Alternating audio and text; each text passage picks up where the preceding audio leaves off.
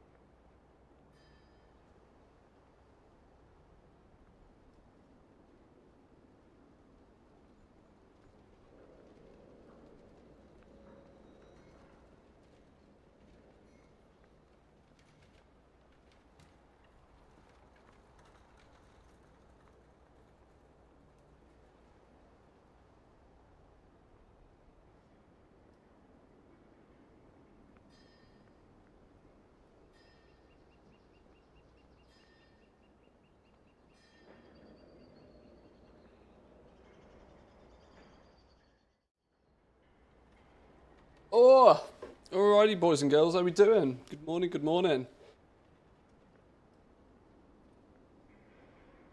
Natasha Bedingfield. No, maybe we'll skip that one. Get a skip on that one. How we doing, boys and girls? Good morning. Hope you had a good weekend. It is Monday again. It's time to play some video games.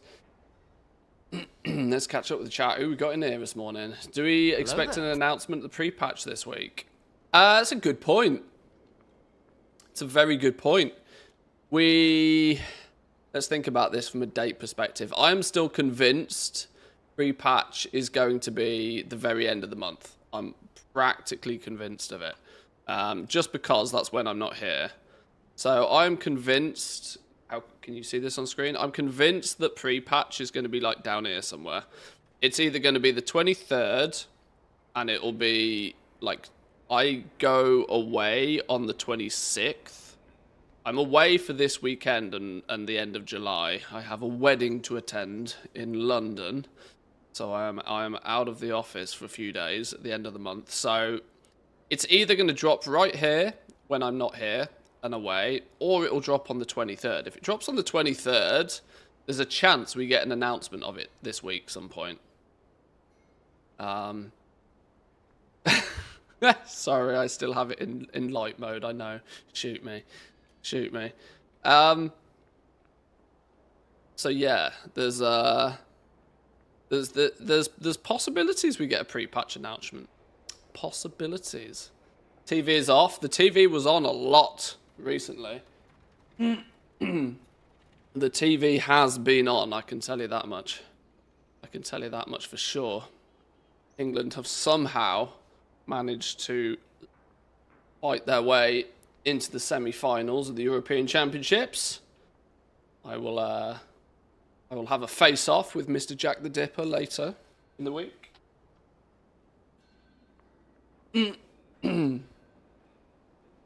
Yes, we will get dark mode on. Don't worry. Don't worry.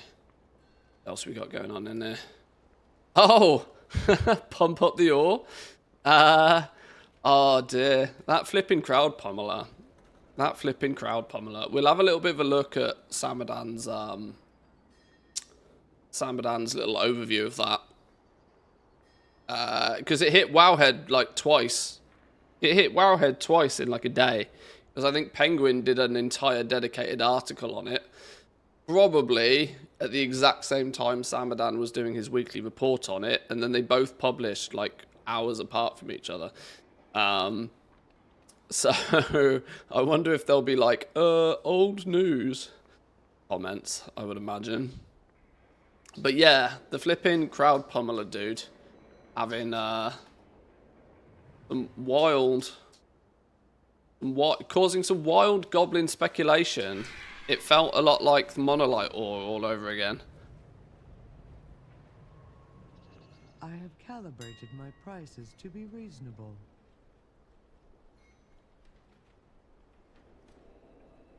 Oh my god, you can put a work order in for it. You can put a work order in for it. Oh, imagine how many of these work orders there are going to be with no permits. Anyway, yeah, I was hoping there'd be a quick way just to show the mount. That's basically all I was trying to do here. Your video about the Pummeler is featured on a German gaming website. Goldgoblin.net by chance. I know Gold Goblin often will borrow some of my content. I would imagine it probably is, isn't it? Gold Goblin, it's .net, isn't it?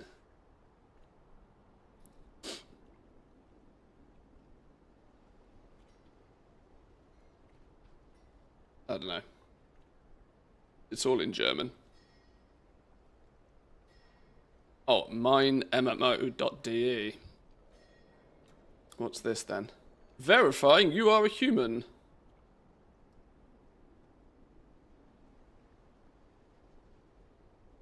Am I a human? Sure. New mount.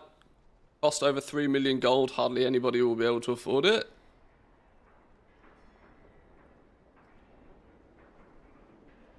It'll be really expensive. No. Fuck off with your notifications. That's the bad boy himself. Why is it so expensive? Copy paste from Wowhead. Show YouTube content? Hey, it's me! It's me! Look, Mum, I'm on the telly. Means at least engineers can reduce the price a little for their own production. However, everybody else will have to pay the high price. Find an engineer who can produce the Crowd Pummeler 230. Well. Look, Mum, on the telly. Cool. Cool. But yeah, this ended up causing some wild speculation. Speculation being that pilfering, as it's often referred to, pilfering past expansion materials also seems to produce these components, albeit at a smaller quantity. It does all the same. And so Ceravite ore and Ceravite bolts were going loopy over the weekend. Imagine resourcefulness procs on this mount. Yeah, a few people have asked me, can it proc resourcefulness? Because if you proc a resourcefulness on the permit, that is big dick resourcefulness right there. Can you imagine?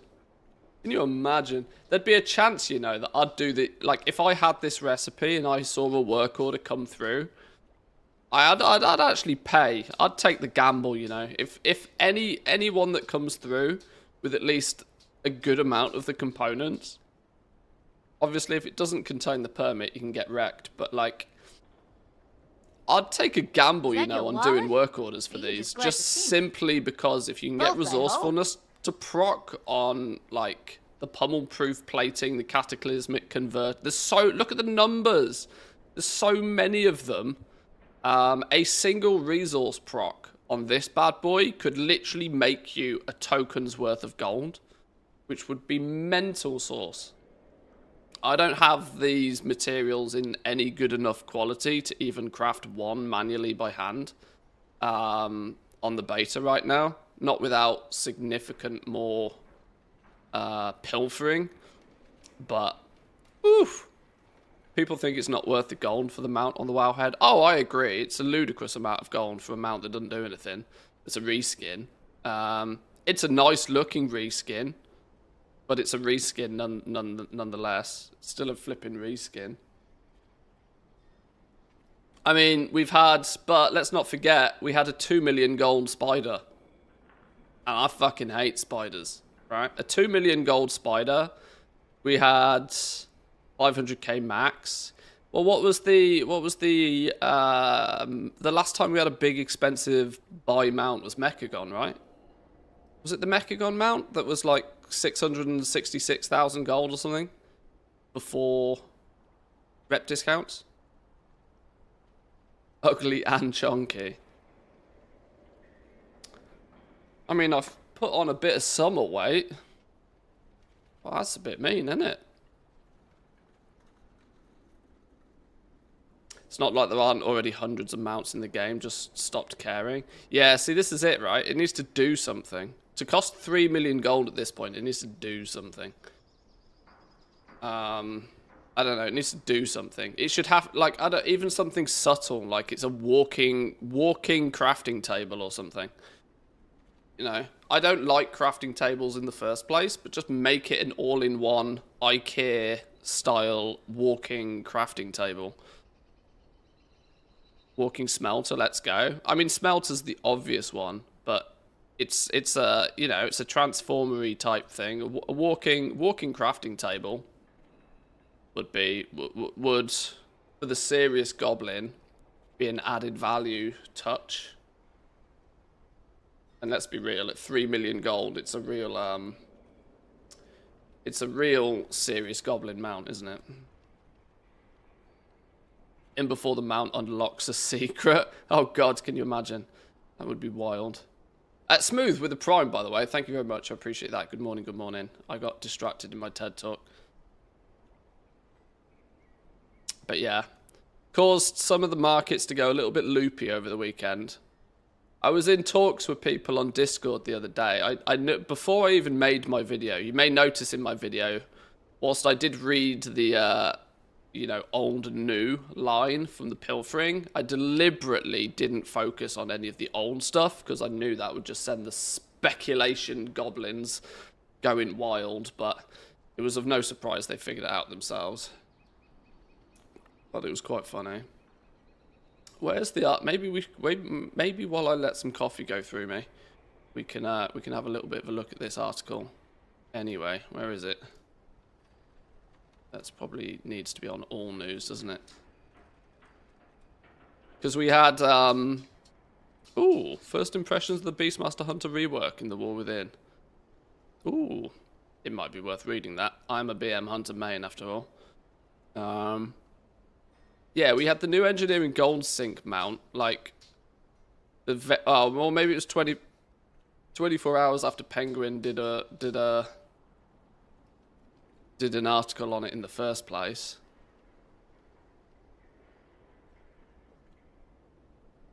Probably relatively big-headed of me to assume that, you know, my video triggered an idea, but I think it definitely did. Just going through the fact that you need the scraps, you then do some pilfering. To be fair, these parts can be from the War Within, like the gyrating gear, or can be from previous expansions. Didn't go into detail here, but, you know, Penguin did jump in and say that, you know, old and new, for those who actually read the articles. I don't know how many people on Wowhead actually read articles. I think most of them just look at the pictures and move on.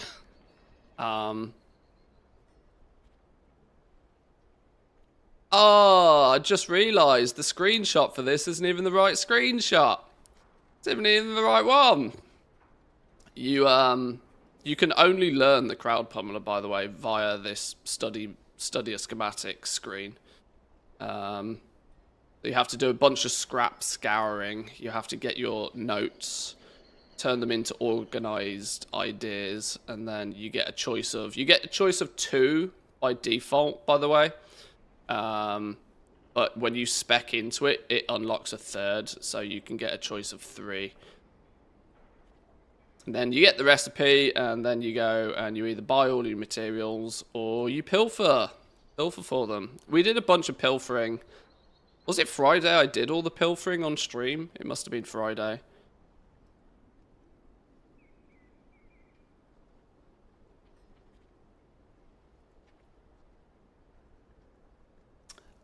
Do you think blacksmithing will make a lot of money at the beginning of the expansion, or should I switch? No, never switch professions. Never switch professions. I need my golem. Never switch professions.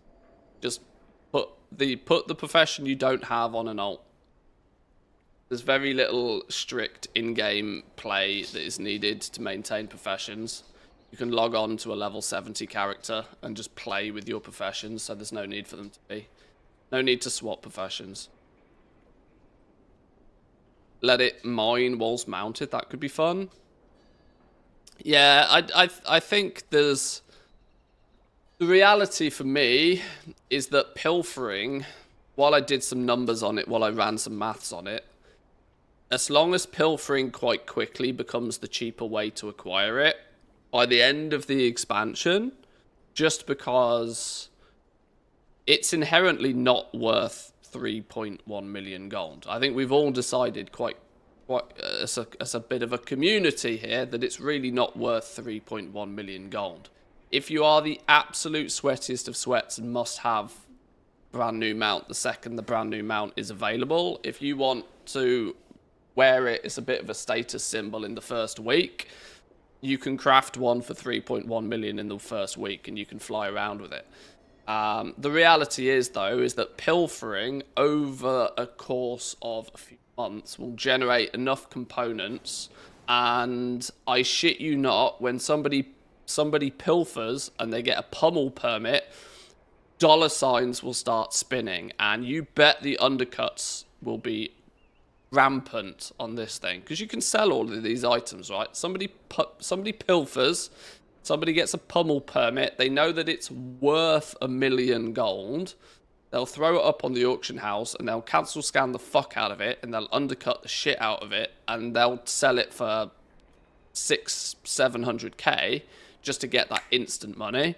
And so I suspect that the actual cost for somebody to come along and buy the components of the auction house instead of off the vendor will quickly be less than the 3.1 million. I suspect that maths will probably indicate you'll be able to get this or put the parts together for somewhere around the 1 million mark before too long. Because I think there's only a limited amount of people that will pay 3 million gold for a mount that doesn't do nothing and is just a reskin of a sky golem. So I think the way the actual economy will play with this is not as dramatic as 3.1 million gold. This is just for those that must have it week 1.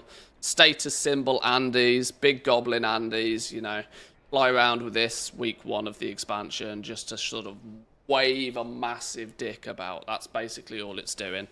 And then eventually everybody will be able to get their hands on one. Collectors will get their hands on one towards the end of the expansion when it's far more reasonable of a crafting cost.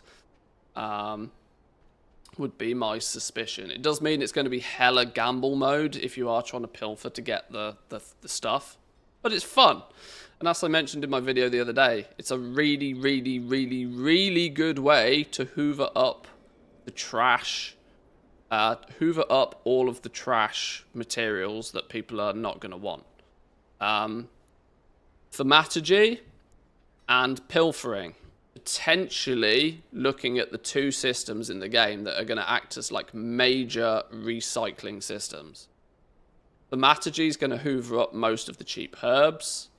Pilfering might hoover up all the cheap ore, meaning that, you know, the material markets might have a little bit more fluidity.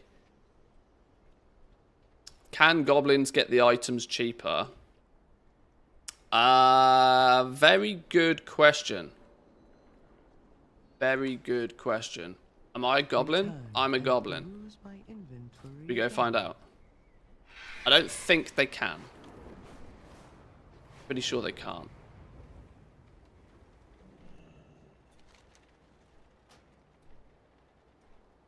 Opportunity point. I'm pretty sure they can't. But the vendor price is literally like setting the ceiling price, I guess you should call it. The ceiling price. We often talk about floor prices in terms of how cheap something can get. The vendor prices kind of set the ceiling price. They set that, okay, this is the price that the material will start at, but it will come down from here. The Thaumaturgy hoovers up any kind of material, though. Not only the herbs. True, you can throw anything at it, but it seems to work more effectively with herbs. Early testing is to indicate. But they've changed it. I've still not tested the Thaumaturgy. I'm kind of half thinking that it looks at least 90% finished. Meaning it might be time to have a little bit of a look at the Thaumaturgy. I need something this week that will break the internet again. We broke the internet with a Crowd Pummeler last week. What can we break the internet with this week? Unfortunately, we don't have a 3.1 million gold headline item, but if I tell everybody that Blasphemites are going to be 100,000 gold each, maybe, who knows?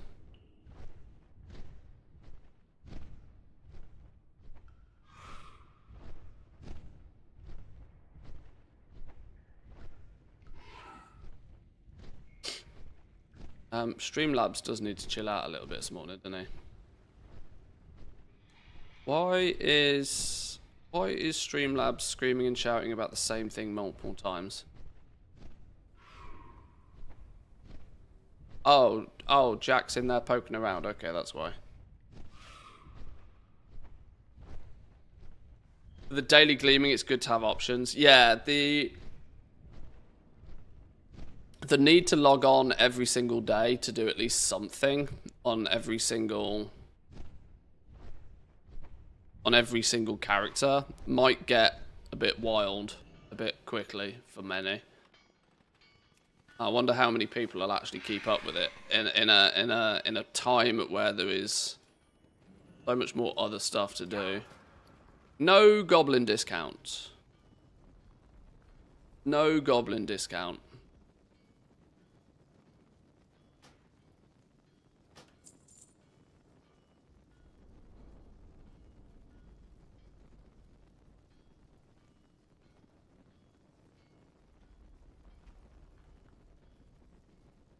Yeah, no goblin discount.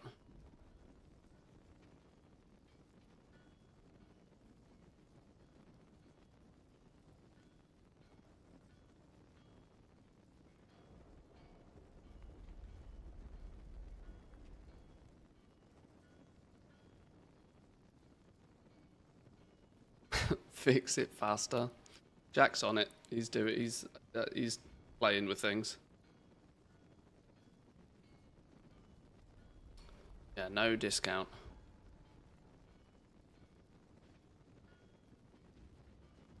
Is it just me or did they add professions to the character screen this week? I don't think it happened right here, right now. It'd been like that before, but it's definitely nice to be able to see it. Definitely nice to be able to see it.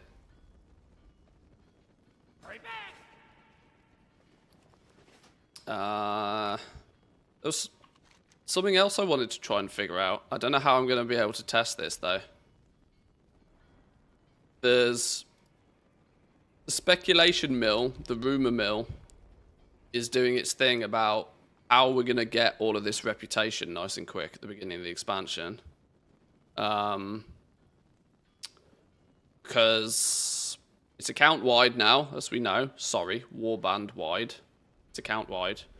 The contracts indicate that there's the possibility to do... Because the contract just says, like, all world quests. You gain X amount of rep whenever you complete a world quest. And so...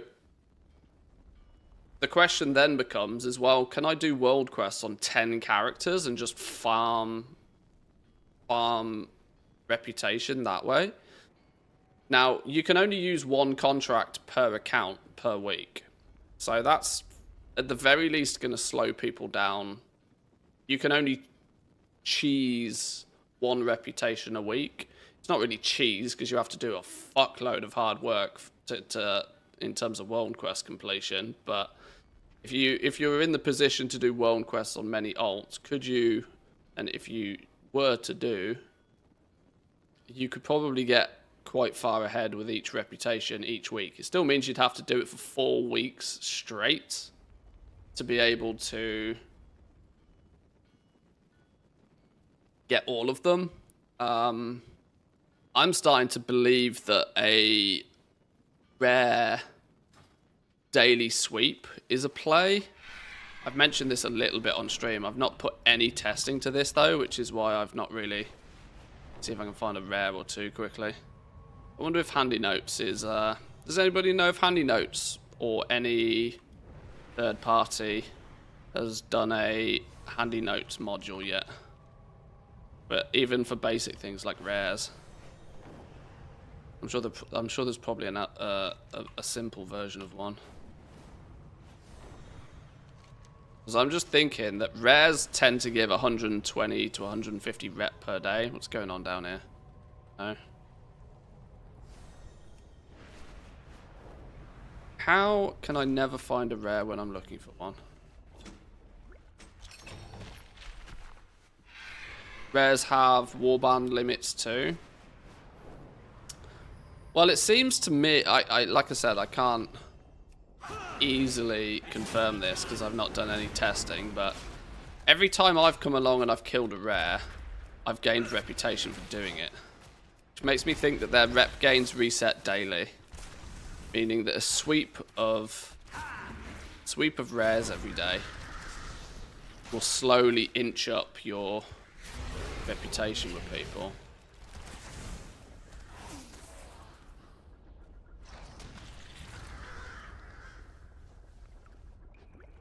There we go, 150 rep. Oh yeah, you can't do the sweep on multiple alts per day, no, but like... it's something you will at least want to do every day. It starts to make a lot of sense to do that. Oh, Jack, if you're playing around with Streamlabs, I deliberately turn off the ones that are like latest videos. Simply because I personally never, ever remember to update them every day. Or every time I release a new video. So I just don't bother with them. I know that's a lazy approach, but it's less spam.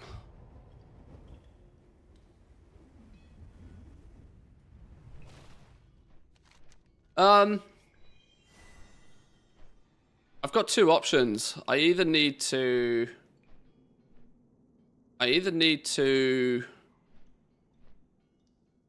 Oh, this character's so broken. This character is like my first level 80 I made, and like his account progress and stuff is so busted. Like for some reason he's not explored half of the Isle of Dawn. That's just not even possible. And for some reason I've not been able to complete the Pathfinder achievement on this guy, even though I've done everything in the Ringing Deeps. So I need to do that again. I'm tempted to spend an hour or two leveling up another character. That, or we need to pick a profession and just kind of like deep dive it.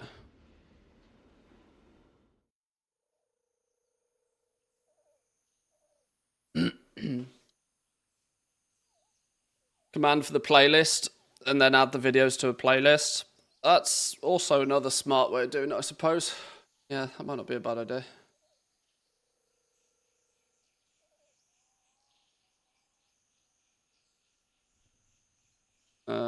Not Manthius was the character I was leveling. And they also had skinning. Maybe this is 2 birds with 1 stone. Get some stuff done on this dude. I guess I should probably talk about this a little bit, shouldn't I? The Goblin Guide to the War Within. I soft launched this over on Discord over the weekend. Where is this dude? It's by no means 100% complete, but it's ready enough that I thought I can start sharing it with those who want to have a bit of a dive into it. It's in essence all my notes that I've made, just put in a nice, neat and tidy, whoa. That's what you're doing. It's just all my notes for the War Within, just put in what I like to think is some sort of neat and tidy. Why won't you let me scroll? In some sort of neat and tidy, organised fashion. Going through pretty much everything you could possibly ever need to know so far about the War Within. And every single profession, how to level every single profession. I went through jewel crafting over the weekend, for example. Trying to figure out like optimal leveling routes. What recipes you might need to get, like literally everything I can possibly think of. So that's what the Goblin Guide to the War Within is. Probably slightly different to, you know, more traditional gold making guides out there, as they will often usually more focus on farming particularly. But it's not finished, but it's already 250 pages long, so I'm sure there is still stuff to learn in there. So in the run-up to the War Within, it will be prominently displayed on... It's not... No, it's in English. It's in English. It's not in Finnish. It is not finished. And to be honest, it probably never will be. I'm one of those people that like always tweaks and tunes something. There's never like a purely finished status, but if you are interested, check out my Patreon. I will try not to do too much shameless promo.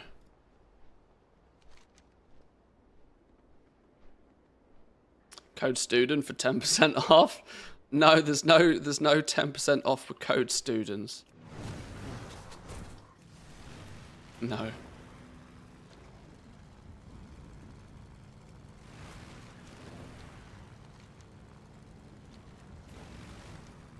Right, what are these ones? Wanted quests. Let's turn these in. This character, I was actually trying to lore master the zones. Because my first level 80 character, he's kind of like got real broken reputation standing. I wanted to make sure I've gone through and done a clean sweep of everything. That way, I know that my account will have had... There's going to come a point where I'm going to want to try and grind these out, even on the beta, I think. Just to sort of see how it feels. But I want to get the one-time stuff out the way. So all of the individual quests and stuff that you can do, I want to get them out the way. I want then to hopefully have a rough understanding of where you get to when you've just done all of the one-time stuff and you're in like grind phase. I suspect, if I remember from Dragonflight, that it was about Renown 7, I think, where you'd get to by just like completing the quests. The campaign and the quests, and like the campaign would get you to about Renown 5. You'd get to about Renown 7 by the time you'd done all the optional shit. Then you're in like World Quest grindy mode, kill rare grindy mode, whatever the case may be.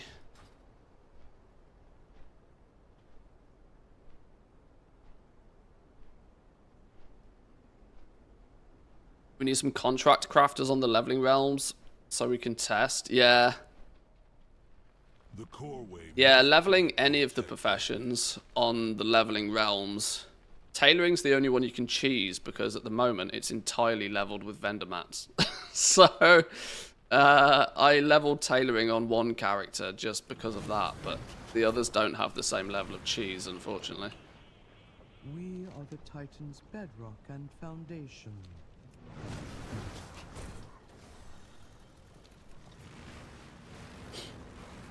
Has the human racial been removed? Changed, I guess is the right phrase. It's been swapped out from being... Well, hello, what's going on here? No, you. It's been swapped out to be like a double Hearthstone situation instead of a rep gain. There's no human rep gain anymore. I am glad you're back, Adelgon. The council is needed here in Dornagol more than ever. You can see here, look. So, like, this is part of the campaign, and whereas previously this would have given me... so you can actually see, the tooltip even tells you here.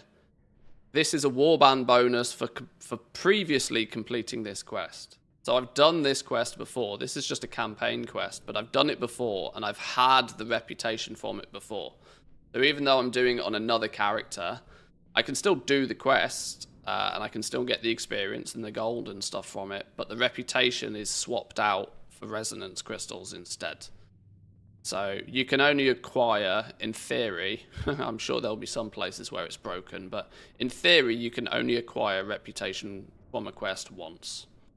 The three hammers stand as one. I serve the Titans unswervingly. Adelgon and I will oversee the repairs. And even though this is a low-level character, he still has access to all of the same stuff as any other character would be. Meaning, in theory, by the time I get to Renown 5, for example, and have leatherworking, I'd be able to just come and buy these patterns. So there's the ultimate goal for crafters to get all of the renowns to about renown 12 to 14, because that's where you get the knowledge points.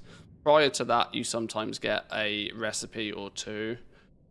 What does it take to make the contracts? I mean, I could just make one. How far through inscription need to go to get to skill 35? Where's my... This is a fantastic example of... No, that's the wrong one. Fantastic example of using this. Inscription. Leveling. You mill herbs to get to skill 20. And then you just craft up inks. Actually, getting inscription to level 35 to make some contracts might not be impossible. We won't be able to make top quality contracts, but at least we'll be able to test that if I do this world quest on this character, can I then do the world quest on another character, and do I still gain rep?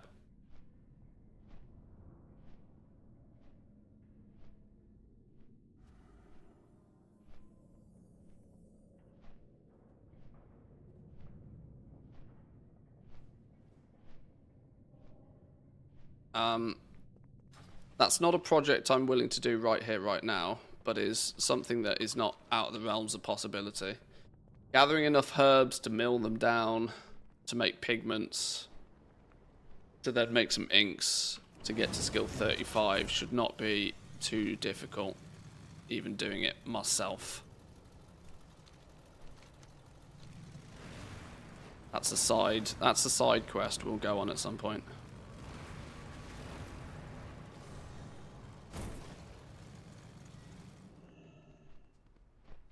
What is your command?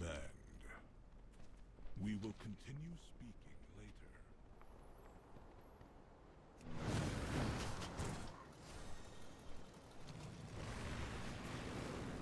Farming Kej. I've had real troubles with Ashkahet, the final zone. Like, huge problems with the end zone. Every time I go there, it's laggy and buggy and doesn't work. Which has meant I've spent so little time in the last zone. So I don't know anything about this Kej farming situation really yet. We'll get there. How long do we hand this in? Yeah, I assume.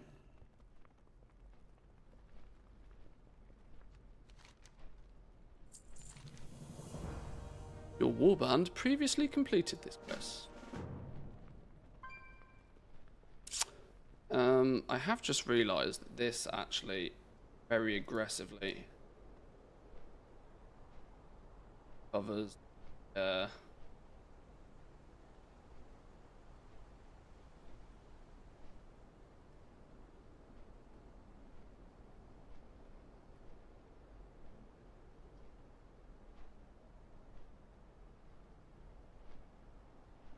this very aggressively covers. Not a good spot for this. Leave it there for now. I need to make it animated, don't I? I need to make it animated. Let's put it here. That's better, isn't it? That works. That works. That's much better, and I can just wave out the side. Hi!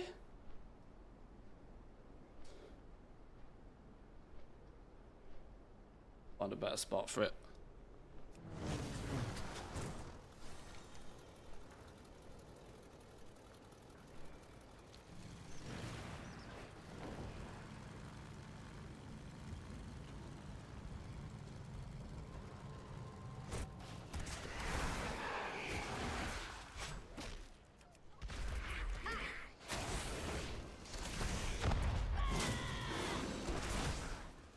So fun that mounting the longbow in the yak crashes my beta.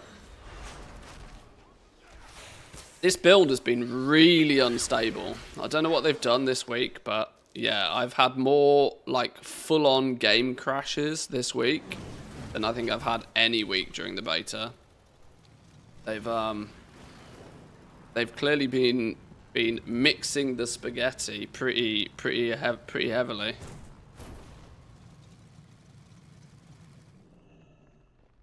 What can I do for you? See, this has given me rep. Point, we'll take it. That was a quest I'd clearly missed at some point. Or maybe it wasn't even implemented last time I leveled a character. Both entirely possible. Hello. Have a good one. Oh, more rep. See you later. And again. Safe travels. This is also the thing. The possibility is that they hadn't put the rep on the quests the first time I did them. So even though I've done these quests before, I'm now getting rep, but that's because I didn't get rep the first time. I don't know.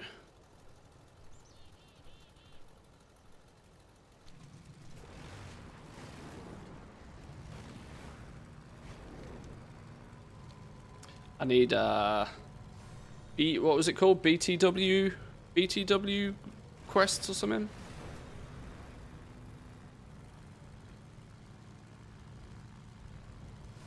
We heard how the old reputations with paragons will be combined. Should I get a tune to have all paragons available so they're all shared for my characters? Your business. I don't know. It's a clever thought. But I would imagine redeeming a paragon is redeeming a paragon chest not going to be something that they make warband wide, much like what they do with rep gains. Or maybe, I don't know. I don't know. In regards to paragon chests, I don't know.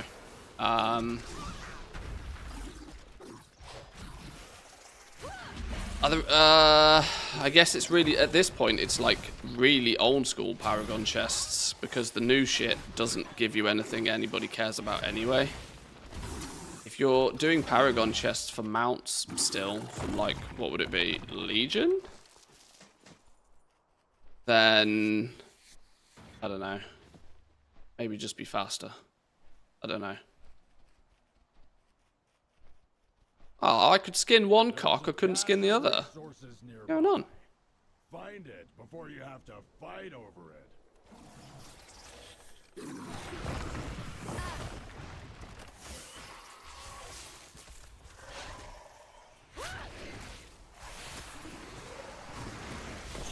Our reps from Dragonflight copied over if you copy your character into the beta. If you can copy your character to the beta, I've still not been able to copy account data. Which has kind of put me in a bit of an annoying position. Because, yeah, I can't test anything that might require stuff from the past. These are all these are all brand new characters as far as the game's concerned.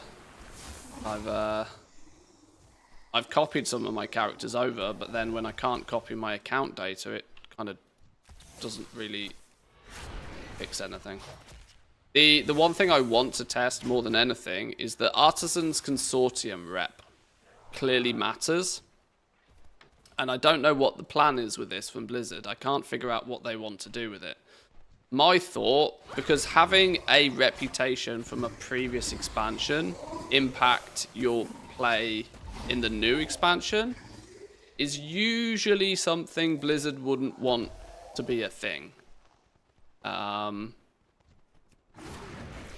I suspect that the Khazalgar branch of the Artisans Consortium will come with its own new rep path. That said, it isn't right now. Maybe under Council of Dornogal or something, I don't know. Or maybe, I don't know. I don't know how they're going to do it. But I would suspect there's going to be a new renown path for the Artisans Consortium in Khazalgar. Maybe because of shenanigans that happened last time, they're choosing not to implement it till very late in the day to give people the least possible time to figure out loopholes. But as it stands at the moment, I can only tell you how it works today. At the moment, your standing with the Artisans Consortium still matters because that's what unlocks your quests.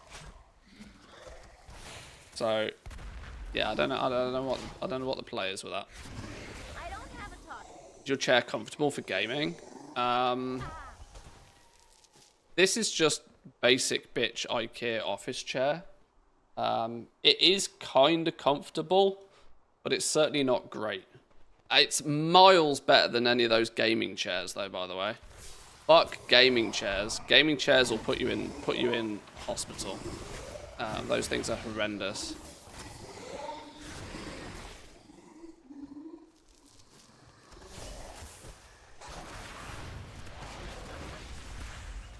It is something I want to upgrade, though. I think I sit in this chair way too much to have any old basic chair. I think I need something with a little bit more lumbar support. Not a spring chicken anymore, so I should take care of myself a little bit more. Maybe take care of myself with a proper chair. Standing desk. I've contemplated standing desks a few times. I don't strictly. I know you can see the background and it looks like there's lots of space in here. But the reality is where my desk is right now, there's a sloped ceiling right in front of me. Meaning my desk can't actually go up any higher because it'd hit the ceiling. It's kind of why I have a bit of an echo problem here still as well. There's a sloped ceiling right in front of me. So I can't really have a standing desk even if I want one. Honor the title. Not without completely moving my setup and moving everything in here around, which I don't really want to do.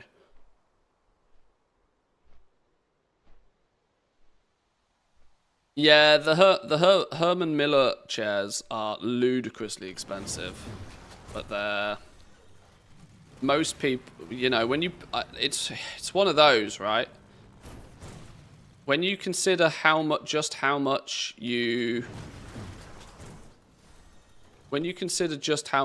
time you spend sitting in your chair in front of your computer,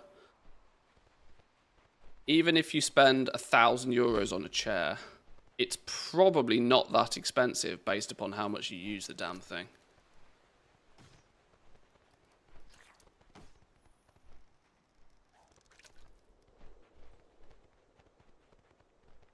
And it can be a tax write. Well, yeah, there is that as well. It can be a tax write-off for sure. If I spend €1,000 on a chair, that's €1,000 less tax I pay at the end of the year.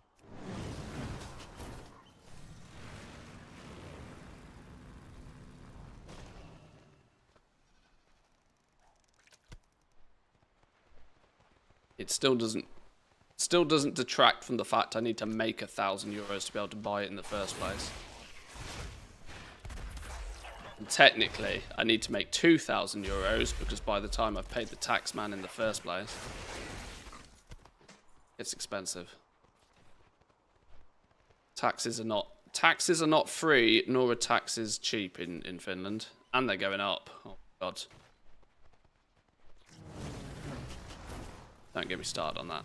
We talk about in-game economics, not real-world economics.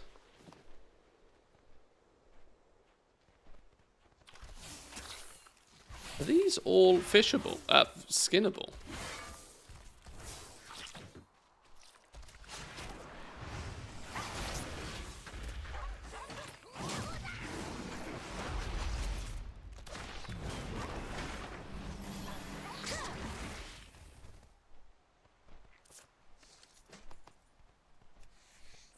Ooh. You can skin all of these fellas.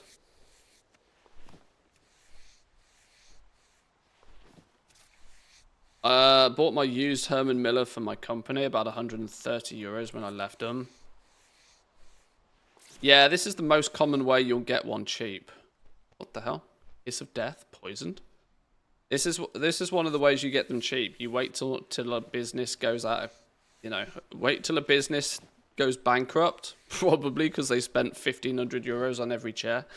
And then you buy them at bankruptcy auctions for like pennies on the dollar.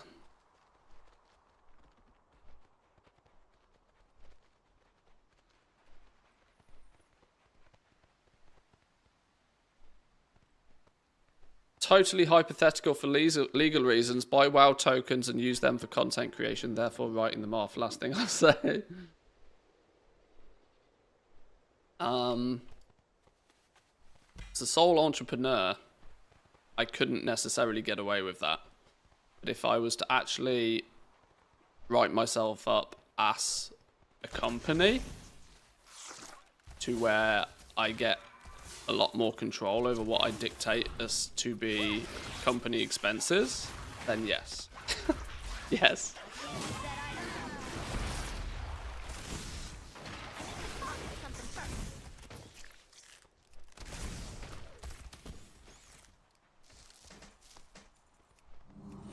Might not be a bad little skinning spot, you know this. All of these spawn relatively quickly.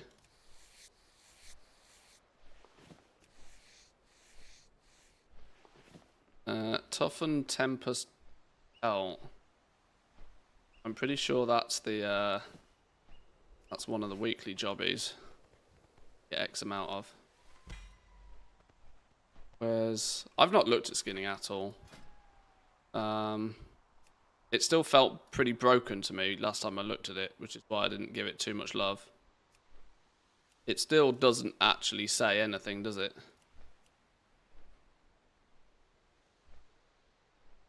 Antheus LLC. Soon. I almost set it up last year. It just wasn't quite financially worth me doing.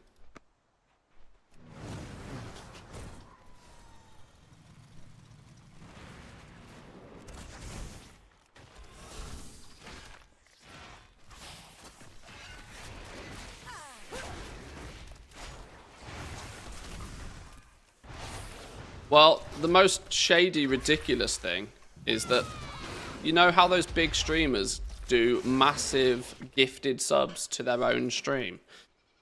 You know why they do that, right? You know how they can do that? That's practically fiddling the books.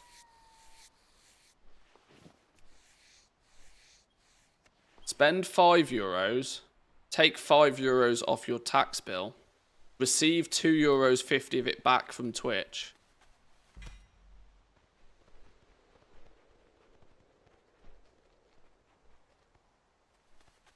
Doesn't take a rocket scientist to work out why that's done so often.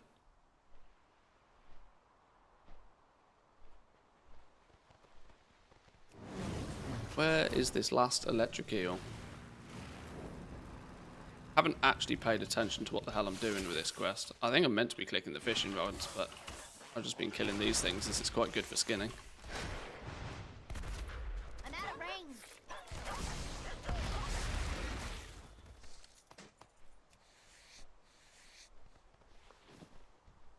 It's what we call a positive tax feedback loop. Yeah. I'd take advice before trying it though, if you can find an advisor that understands streaming at all, that is. Yeah, I've had little to no success with this.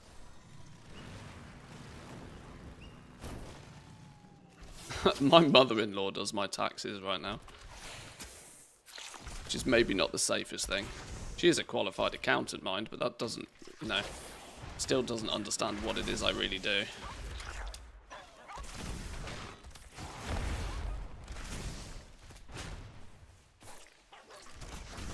I think there's very few people out there that understand. If there was there we go. There's a goblin brain idea for you. Any accountants out there specialize in content creation accountancy? You'll make a fucking fortune. You'll make a mint. Because there's nobody else out there that understands it. There's your USP. There's your unique selling point.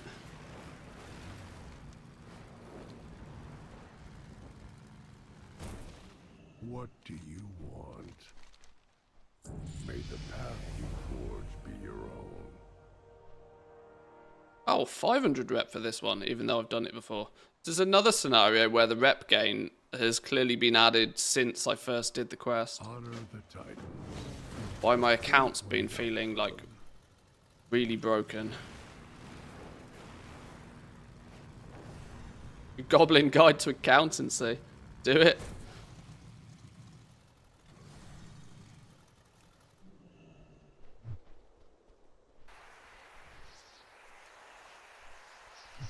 Have a fishy.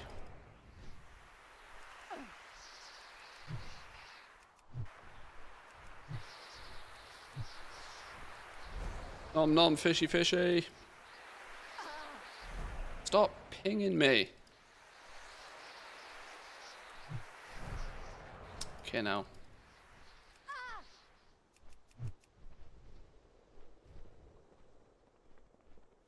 State your business. Boom.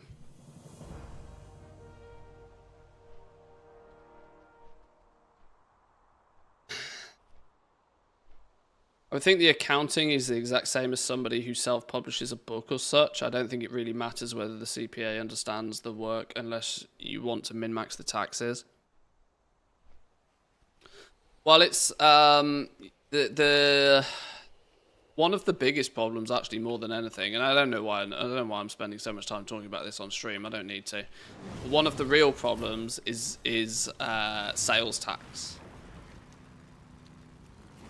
As and where you should or should not be paying sales tax. Or collecting sales tax, should I say. And that is an absolute flipping nightmare for a content creator because your revenue streams are potentially coming from all over the globe and everybody is subject to a different level of sales tax. I'd love to go with you. Yeah, that's the bit where you know categorically most content creators out there are doing it wrong. But I have so much science to tell you about. Oh, nice smelling you. Something like YouTube ad revenue, for example, isn't subject to sales tax because it's considered a commission. Yet, Twitch subs on Twitch technically are, but ad revenue on Twitch technically isn't. Now, Twitch doesn't do a great job of telling you how much you make from each source. It bundles it all in together. There are lots of things like this where it becomes slightly problematic. This is why the industry gets pretty shady with this sort of stuff. Nobody knows what the fuck they're doing. Only a big issue if you end up setting up your own payment service. Even then, like Preach Gaming is a good example here. I'm sure Preach has had to go through this. Preach Gaming used... Did he use Patreon for a while? I'm not sure. But he then went in-house with it. And going in-house with it has meant that he now probably is more reliant on collecting sales tax. Or, if he's smart, he still has a third-party payment platform doing it all for him. But even then, it's the reporting of that information to the taxman that's not easy. Especially when the taxman starts asking questions, not knowing what the answer's going to be. It's scary. It's the only thing about being self-employed I don't like. That I know full well that I probably know more than the taxman does, and so I just hope that the taxman doesn't ask questions. Because even if I have the answers, I am not convinced that they will even understand. Even though they are in the position of expertise. I don't believe it.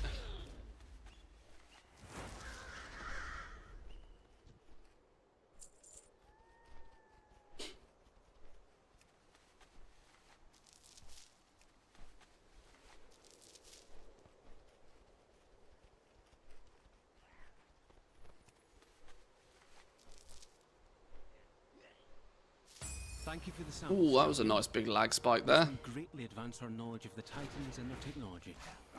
Oh wait, hang on. Was that a world? That was a world quest. That wasn't even the quest I was meant to be doing. Oh, I had the world quest at the same time as the regular quest. Ah, okay. Now that confused me. I was like, why am I picking these up and why am I getting two different...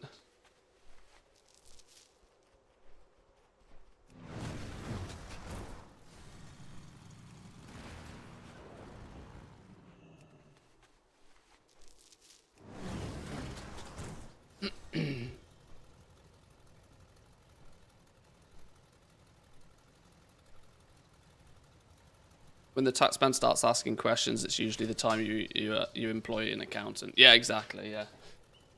Yeah, you remove yourself from that situation as much as you possibly can. Focus on just making more money. More money you make, the more money the taxman will take. Then the easier it is to pay somebody else to make that problem go away.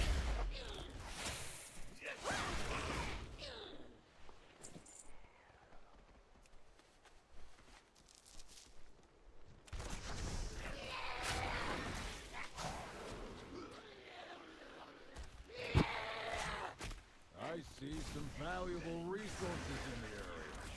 Get ready to grab them. The online male entertainer? It's funny you state that, right? Because I always have a real trouble. Let's say I'm speaking to somebody of the older generation, of which I do not expect that they even understand like the concept of online gaming, never mind content creation.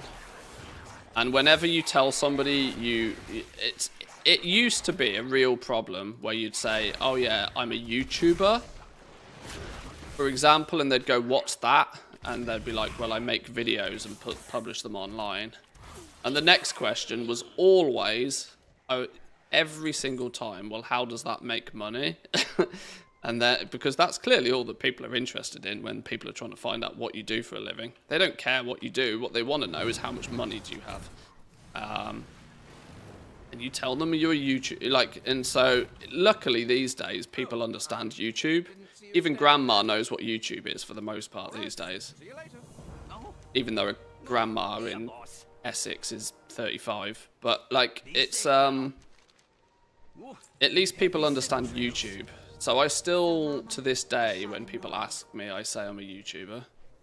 I think most people at least understand. And they've heard that before enough times to not answer questions. If I tell people I'm a streamer, then I start getting the funny looks.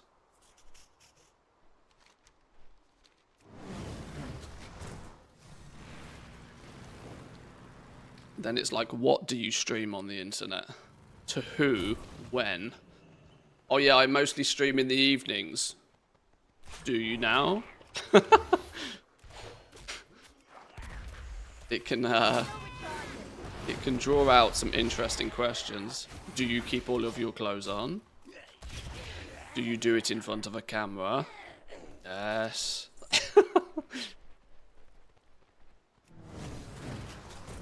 Does your wife join you with this? No. Does she know? Yes. People will never flat out come out and say it, but you know some people are thinking it. We will have justice. You have to say, I stream gaming videos. I play video games online and people watch. People are like, oh, okay. They don't believe you. But I have so much science to tell you about. Sometimes the dog is in the background, yeah.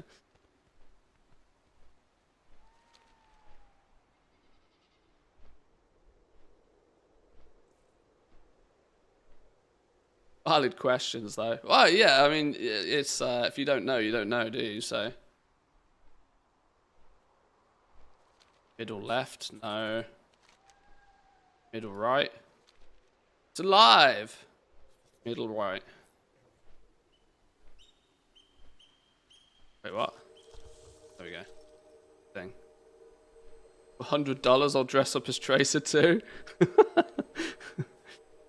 I don't think I could pull off a Tracer cosplay, if I'm honest. Maybe it's a sub goal at some point. Oh, yes. Hello.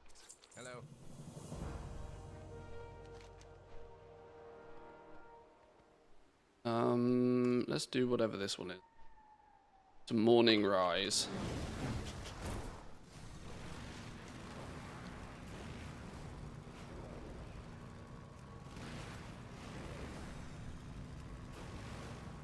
I'm more of a mercy.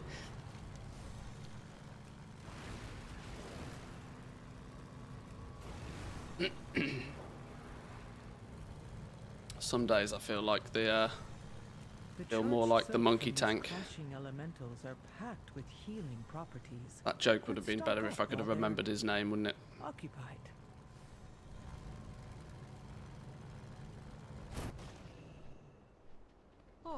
Shows how much I've played Overwatch. May your choices return you here.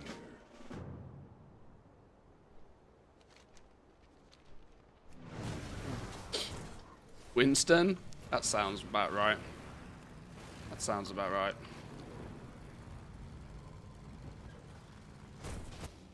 What path brought you here? I saw a post on Twitter about the Overwatch models being encrypted. You could cosplay as the encrypted version of Tracer. Follow no directives but your own.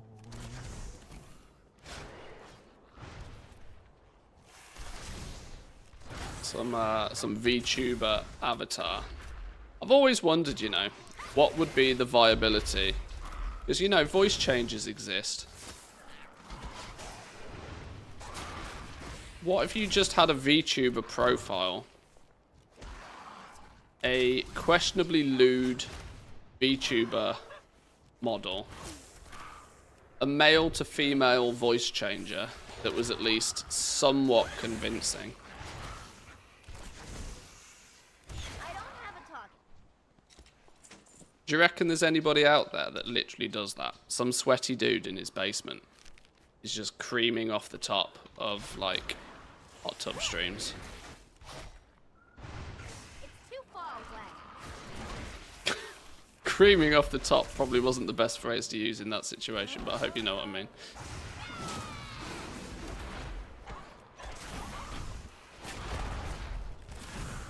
I'll get something first.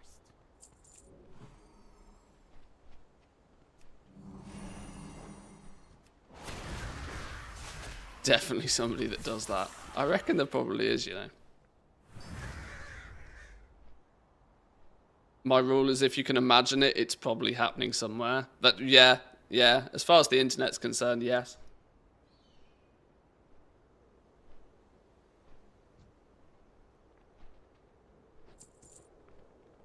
That's kind of that feels a little bit like one of those social experiments that would make a good YouTube video, you know. The irony is Dream did the exact opposite, didn't they? Journey far. As soon as Dream did his face reveal, his oh, it must hit your confidence pretty hard to know that you were better off sticking as a smiley on the internet than you were showing your actual face. Oh dear. Morning rise. Oh dear. Use explosives to collapse their tunnels. Your better option was to stay anonymous, my friend. What we know is a face for radio.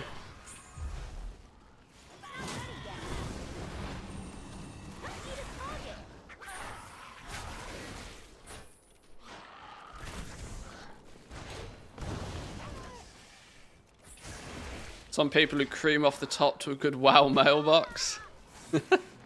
Fully chubbed to anything over a mil.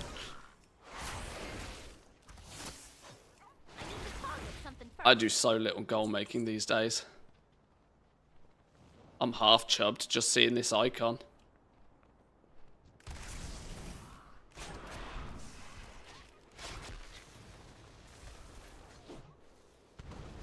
Finster proves that voice doesn't matter as long as you're cute. I suppose if you can pull it off, yeah.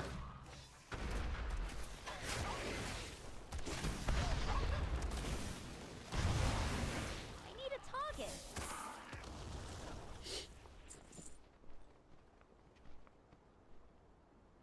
Just try and explain what happens on Moonguard to a normie. Moonguard has been such a dodgy ass place for so long in this game. Been an everlasting meme, that has. Speak freely. No directive needed.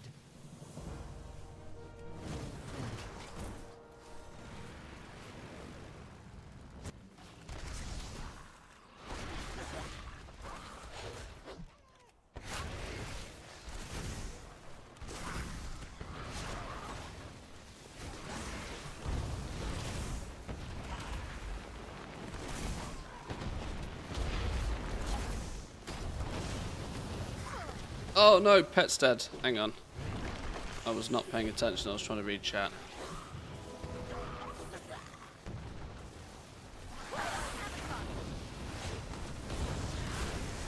I don't know what I'm doing here. What am I meant to be doing here? I can see things on my map. Oh, I'm destroying the tunnels. Am I not meant to have a dynamite or something to blow these up? I'm pretty sure I'm meant to have a dynamite or something to blow these up, aren't I? There we go. I was meant to be doing something. Because this also turns into a world quest, I think. Oh, it becomes the optional object. It becomes a bonus objective, actually, I think. Or world quest. Oh, flipping hell. These candle dudes are way too close to each other.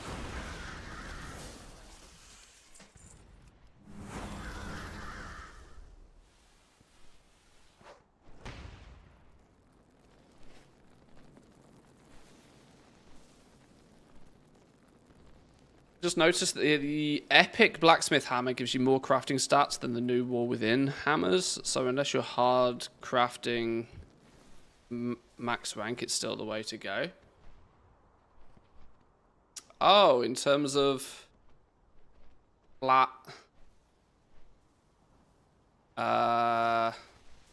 Well, it depends what you're crafting. Because if you're not, there's rarely a situation where you actively choose to not craft something as high as you can. I would imagine. The multi-craft resourcefulness, whatever, that comes on it, being higher than what you get in the War Within, also doesn't seem to make sense, because that would be an item level thing. I would almost go as far as to say that it's probably that the War Within ones aren't item level optimized yet. because they are significantly higher item level. There's no reason for them to not have more stats. Plus, you might also find that you then can't put the right enchant on it, because you'll want the Khazalgar resourcefulness enchant on it still. I need to target something first. There might be more to that story. Sounds like there's a piece of the puzzle missing. Do you recommend Moonguard as a gold farm? Not if I wanted the video to remain monetized.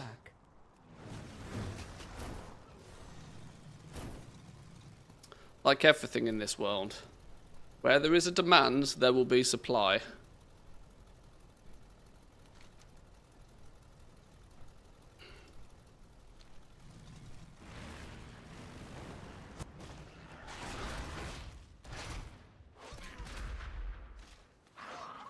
Female blood elves only, though, I would imagine. Unless there's somebody into some real weird Rule 34 shit.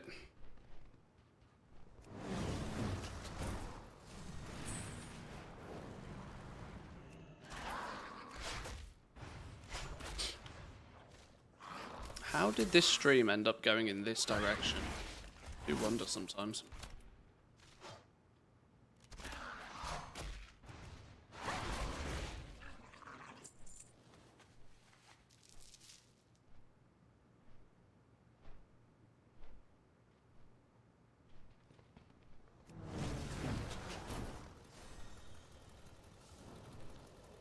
Lots and lots of fire honey, an enormous glob of honey. Oh, no, hang on. Where we hand the quest in here. Tell me, what Take your plunder. drives you? Returning to task. Goodbye. Let's commit Wait, hang on. Deja vu. I've literally just done this. Very confused. I did literally just do this, didn't I? Oh, I don't know what's going on now. I think there was some world quests on the go there somewhere that I got confused with. I'm not paying enough attention.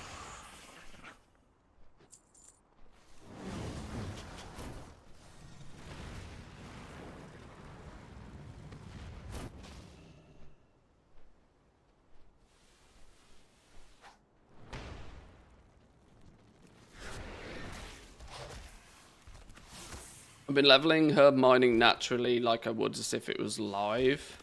Recently got the mounted herbing, but only have half the knowledge points on mining. Has that matched my experience? I haven't done much herb mining whilst leveling. This character has skinning. I've not leveled enough times to like really test that out. I do remember it's 40 points on one profession and 60 points on the other, which felt weird to me, that they weren't a similar, meaning if you were to, you know, if you were just to spend your first points on getting mounted gathering, you need 50% more on one profession to another, which is odd. Hello.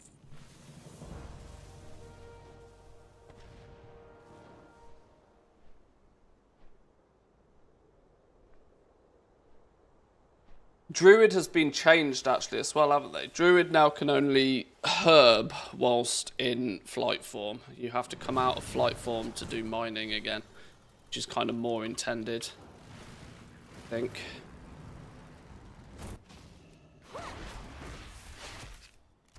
Streamlabs messages seem to be appearing normally again. Sort of, yeah.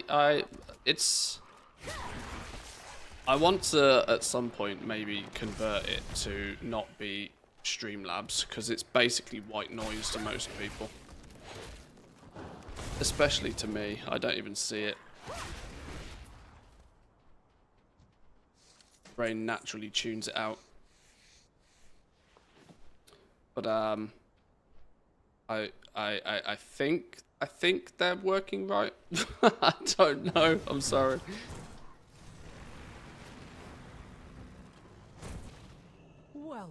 Well, it wouldn't be ditching Streamlabs. It would be just be telling Streamlabs to not be called Streamlabs.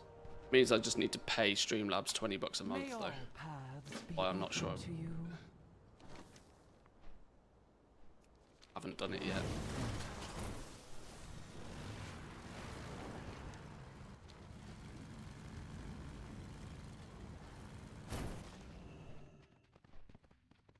Have Manthybot do it instead. It's not that worth, no, which is why I haven't done it.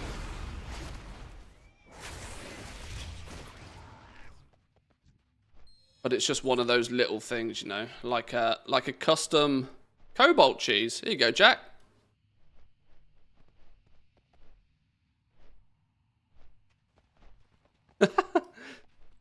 we shall call this Dip a Throne.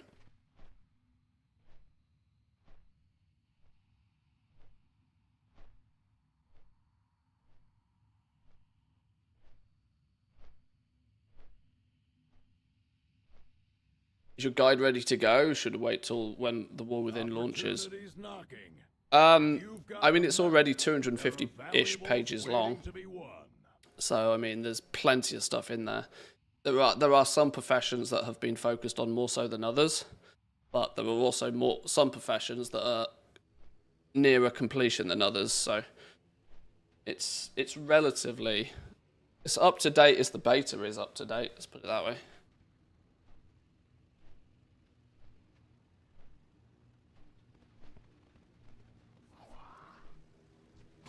Ah! I waited too long. He respawned.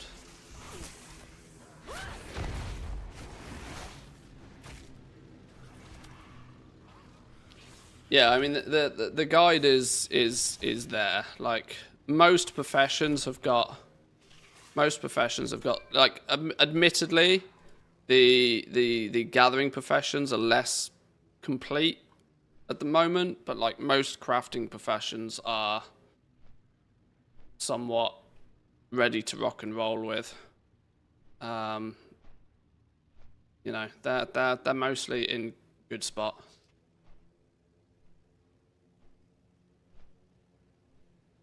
Oh, nearly 20,000 word count. That's a big read. I've surpassed 100,000 characters in it, excluding spaces. So it's not just all padded with big screenshots. It's lots of juice in there. And reading all that, good work. Yeah, I know. It's a plus point for some and negative for others. Not putting it through ChatGPT to check for spelling. Hell no. ChatGPT can stay the hell away from it.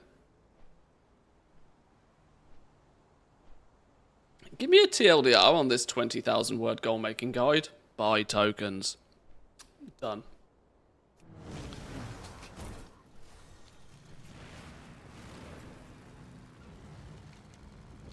No, I'm being cautious about labeling it as a gold guide because it's not strictly that, right?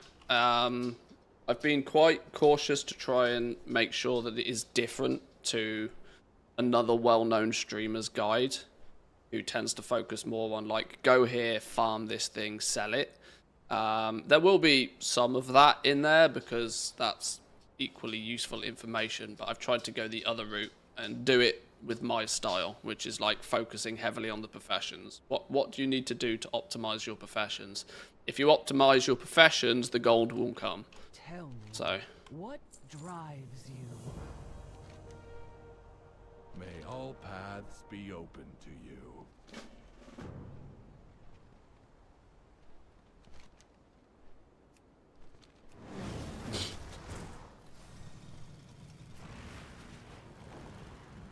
wait, hang on. Oh no, we're doing some mining. We're doing some mining without actually having mining. Clever.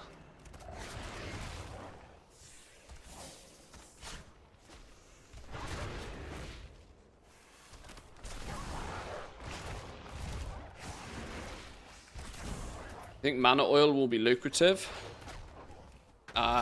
If If there's more people that want it than people that are crafting it, yes.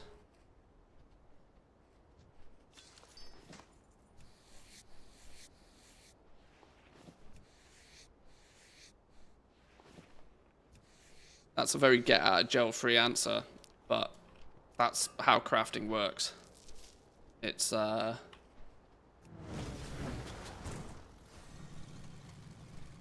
if there's need for it, people will buy it. If there's too many people trying to craft it, profits will be very skinny.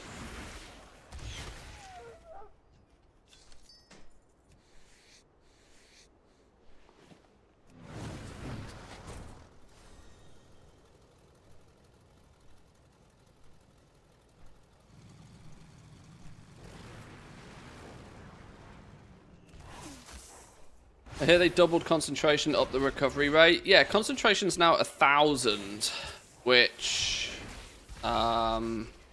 is going to give players somewhere in the region of about 500 concentration to play with a day, with its current recharge rate.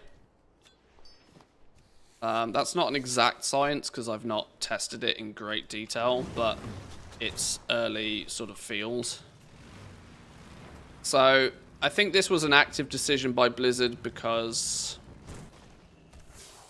they kind of like I think they're trying to find that fine line between making concentration something that you care about and making it matter, but not making it so restrictive that it feels like you could, you know, that it's no long, you know.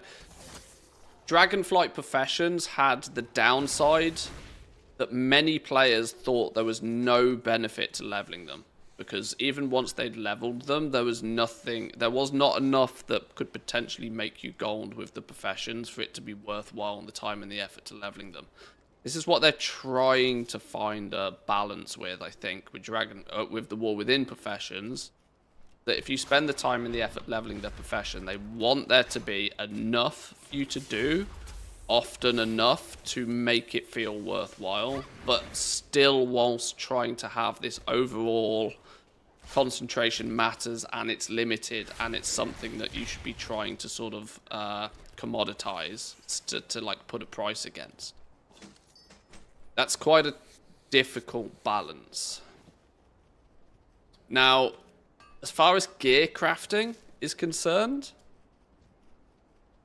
you probably are not going to devote all of your concentration to crafting gear for people. Unless you are going full sweat, stand in Dornogal, spamming trade chat 12 hours a day. I think the overall concept is that you will use concentration. I'm carefully trying to avoid the word easy here, but it's difficult to explain this without using it. I think they're trying to make crafting top quality gear easy so that players can guarantee it without much issue, which means you won't be dedicating too much concentration to it. Your concentration will quite quickly be thrown in the direction of like materials, intermediates, potions, enchants, you know, stuff that you can quickly craft and should in theory be able to quickly sell as well. And balancing it so that players can log on every couple of days and craft a bunch of stuff and then have it go and sell. You know, they want people to be able to, if you could make 10 potions and your concentration is like exhausted after making 10 potions, it's going to feel pretty tough. But if you can go in and you can create 20 or 30 or 40 potions every couple of days, it might start to feel just, you know, it's all based on feels. This is the problem. You can analyze data all you like, but it's kind of like they want to make the professions feel rewarding, feel justified in doing. Oh, hello.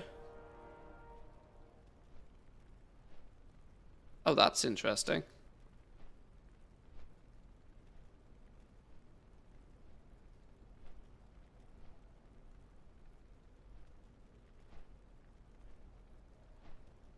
Forging of memories.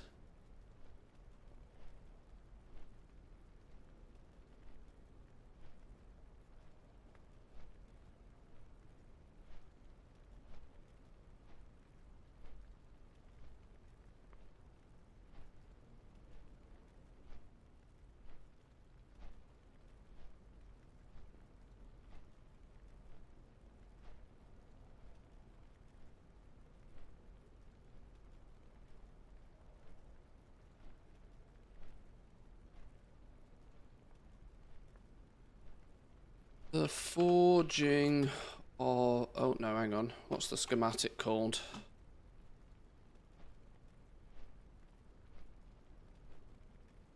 Schematic, stone-bound...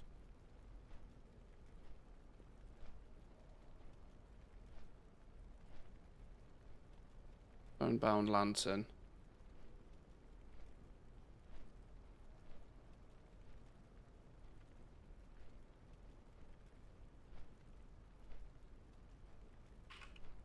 Rewarded.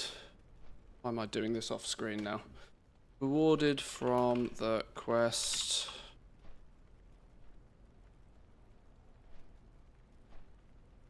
What's it called? Forging.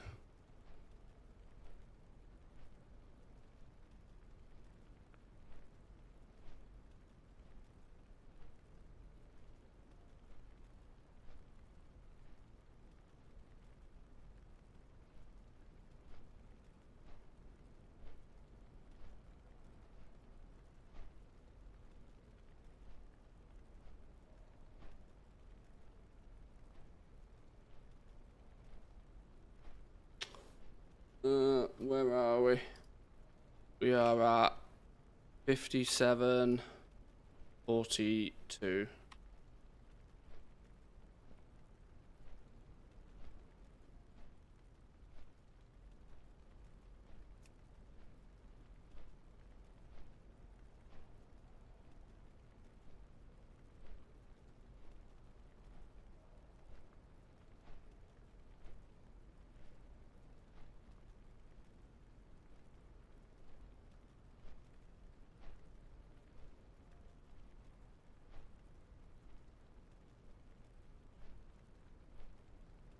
Go. Not stone bound roll.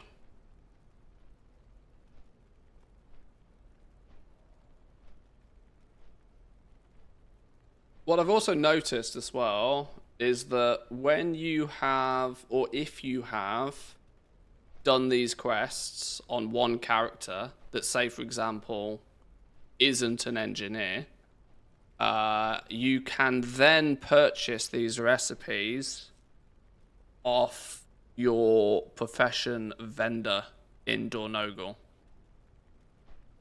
So if you've done this quest at least once, because of course if it's bind on pickup, right? So if you're not an engineer, it feels odd, right? But it then means your engineers will be able to go to Dornogal, go to the profession vendor, and then just buy this. There's a gold value that's then attached to these. Let's commit our meeting to memory. Oh shit, what are we doing? Toss some ore. Pile of coal. Ore barrel. Oh god, I ate these, but I've got to pay attention. What's this called? Charged core? I have a charged core.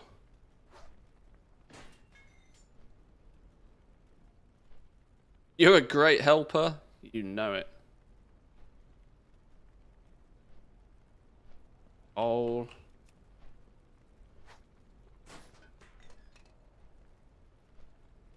Getting hard to concentrate. Well, good thing it's been doubled. Oh.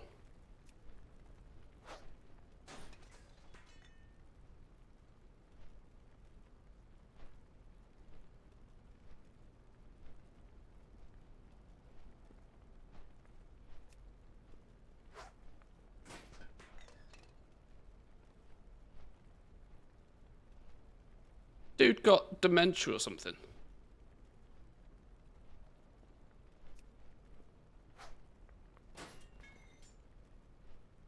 Aha. Speak freely.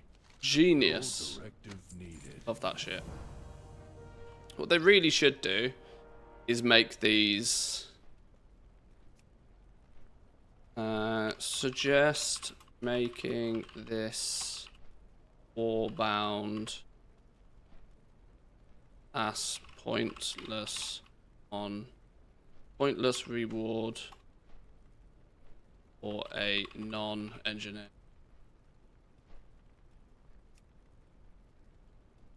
Our lives are our own. Will old soulbound crafting plans now be warbound as well? Still missing a few from old instances. Yeah, not sure. Not sure. I think it's going to take some time, you know. These are like the little quality of life things that I suspect probably won't go live with the expansion. But will be subtle little changes that will come in random patches throughout in the future. Just because clearly, now that they're going this account-wide way, there's probably lots and lots and lots of little nitty-gritty stuff that they're going to need to fix and adjust and change so that it all sort of works seamlessly. Quest was broken for me. The story is about the other than having severe dementia before they die. It's pretty dark. Oh, I wasn't wrong then when I was like, does this dude have dementia? I genuinely didn't even realize. Our forged paths intertwine.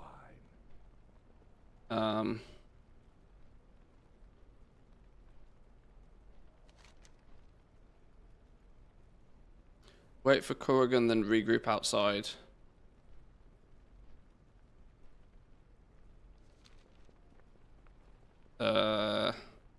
Yeah, he doesn't seem to want to come outside, does he? This is one of those where if you just fly away and fly back again, sometimes it works. We'll do another quest and we'll come back.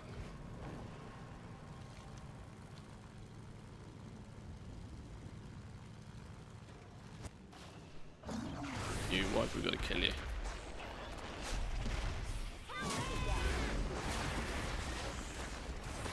They have a really weird taste when it comes to the story they want to tell in game. They've always been a touch edgy, and it's got them in trouble occasionally. Having to change lewd pictures to baskets of fruit and the likes.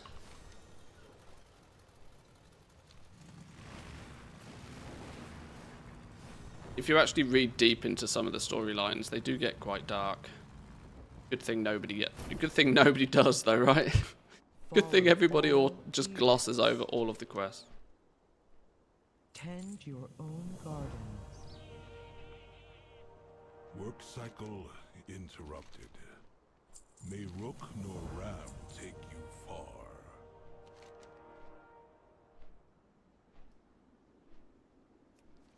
We go back there now, and will it have self-fixed itself, do we think? Oh, hello, there's a quest here. You go. Conversation initiated. Hello. Oh, that was an easy quest. Fan. Only all of them were that easy.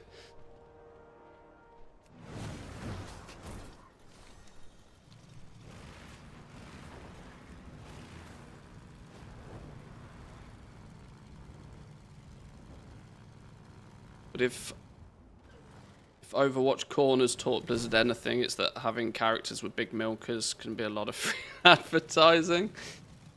Yes. What path brought Okay, you seem to be stuck here now, don't you? Tell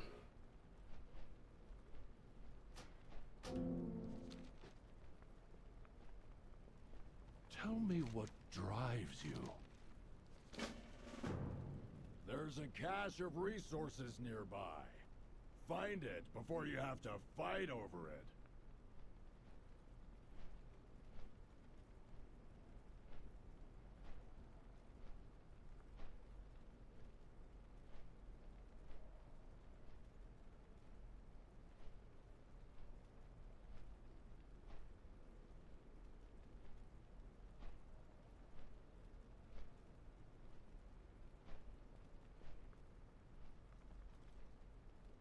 Yeah, he kind of misses the stairs, doesn't he? And then gets stuck here. Our thing is broken. Okay. We might have to revisit this quest line, because his pathing seems to be bust. We still didn't get a large glob of fire honey. It's nighttime again. Let's undo nighttime, please.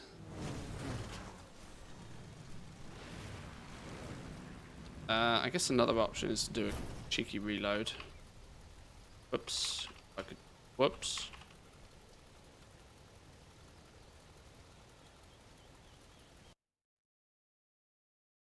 I tried flying away, even abandoned it, redid it once, same result. I think it's just a bit broken. Yeah. Come back to that one then. Good idea to go herb mining on a main.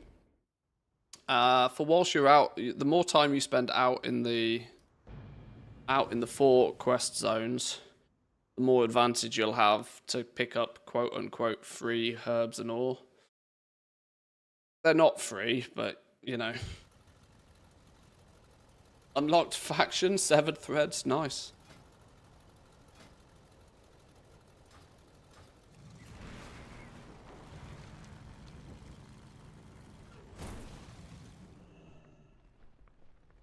No, he's still stuck here, isn't he? Alright, it's just busted. What the hell is this we're listening to?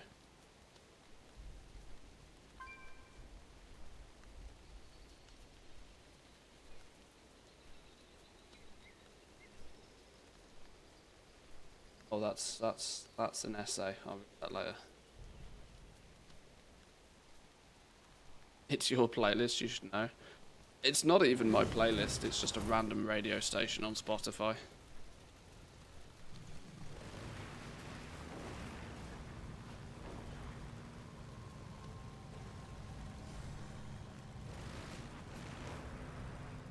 Right, let's go get some fire, honey.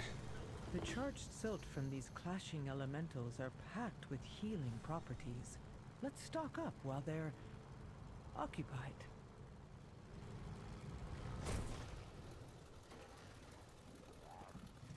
It's too far away. Confuses me, Blizzard said enchanting won't be getting knowledge points from NPC orders, and then they go and do on the beta. Well, I'm still very much sure that NPC orders are not finished. Since there's lots of stuff that's still, I think it's hopium a little bit here.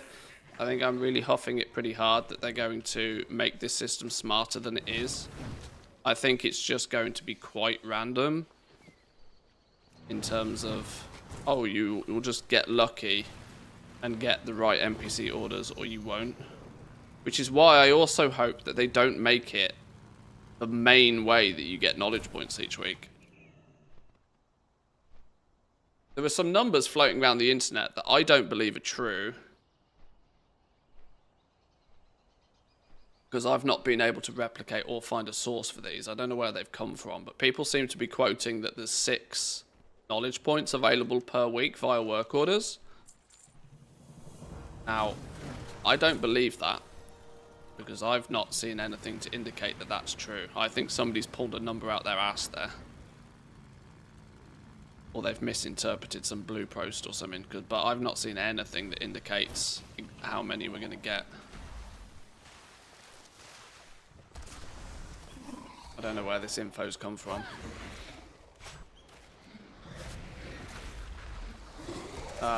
To my understanding, NPC work orders are predominantly meant to be a catch-up feature.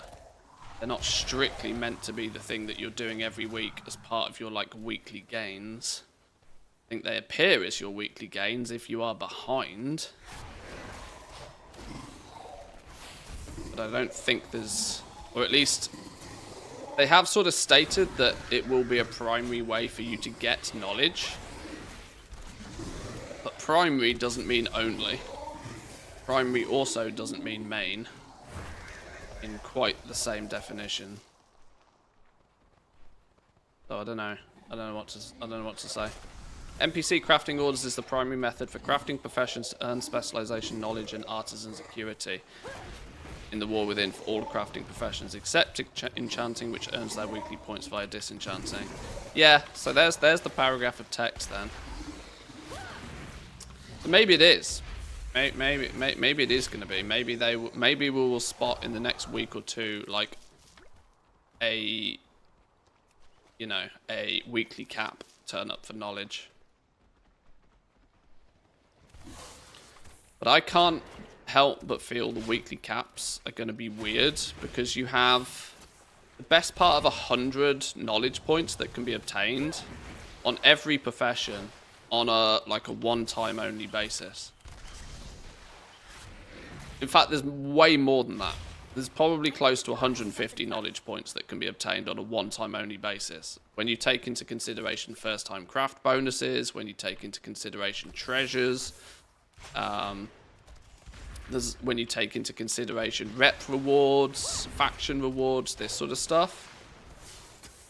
How is that going to integrate with a cap? It's going to cause much confusion unless they implement it well. I reckon it's going to be much like crests in previous seasons, where there is a soft cap, but any one-time reward of crests is over and above that initial cap, which is going to feel weird for some people, right? It's going to confuse people if they get something on their screen that says there's a cap of like 20 knowledge points per week or 15 knowledge points per week, and then they'll be like, well, how has this person got 100 knowledge points? Hacks, exploits, and it's going to be like, no, no, but we'll see. Clarity of information is important around these sorts of things. And then how catch-up is going to impact that cap.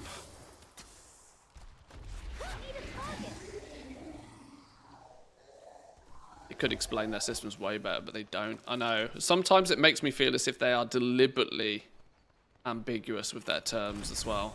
And I can't understand why. This is why I get so annoyed with their tooltips. Because the tooltip is meant to be, you know, that's meant to be the information that tells people how shit works. That's their system in-game to explain stuff. Tooltips. You hover over something, it gives you a tooltip. It was like, oh, you read the tooltip? Oh, okay, now I understand. Then when they're, like, deliberately, you know, deliberately sort of coy with the info they put in their tooltips, it always leaves me to, like, be like, right, okay, well, why are you choosing to not tell us how this system works? I don't get it. But then there's also part of me that thinks that they don't even think about this in that much detail. I'm quite convinced that the player base thinks about their game far more than they do on a day-to-day. So maybe it's an oversight more than anything. What's Artisan Security actually used for? Just for crafting blue profession tools. It's the one part of the system that seems out of place to me. Predominantly, it is, yes, used for profession tools. Both basic green ones and the ultimate blue ones that everybody wants.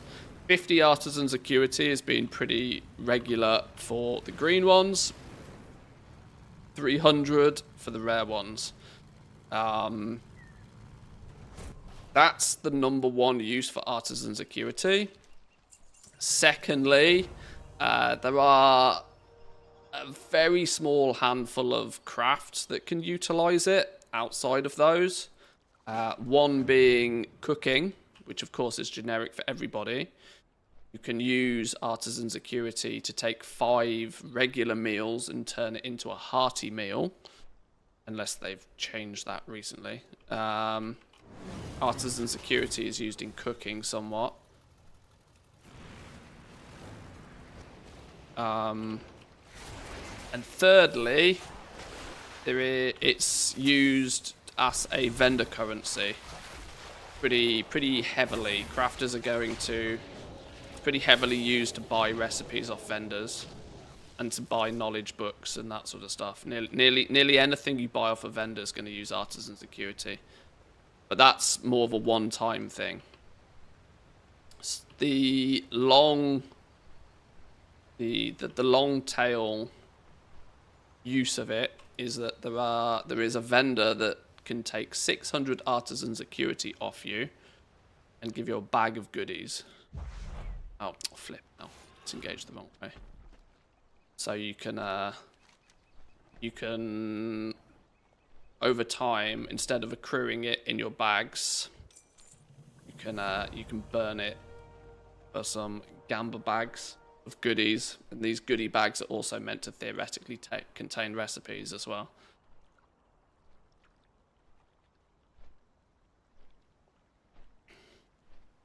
And recrafting. Yeah, true. I should probably point that out. For recrafting gear, you need a small amount of it, just like you did in Dragonflight. Okay, that seems to now be near most quests in this first zone. It feels like we have nearly lore mastered the entire place, and we are level 75 after never leaving the first zone, which isn't too bad actually. They have tweaked that clearly then, since you could get to about 76, 77 almost in the first zone at one point.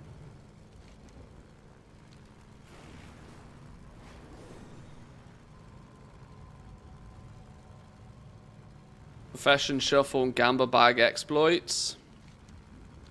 600 artisans acuity is a lot though. For one Gamba Bag. They feel, the Gamba Bags feel, I'll show you the vendor in a minute. They feel to me a lot more like Paragon chests, but for crafters, if that makes sense.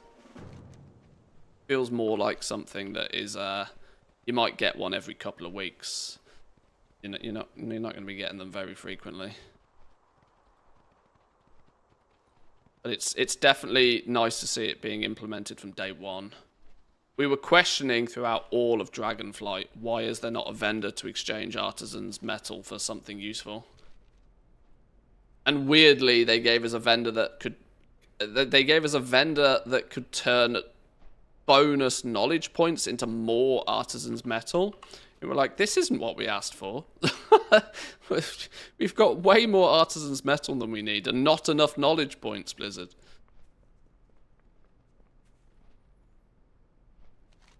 But so much of what they did in Dragonflight felt a little backwards.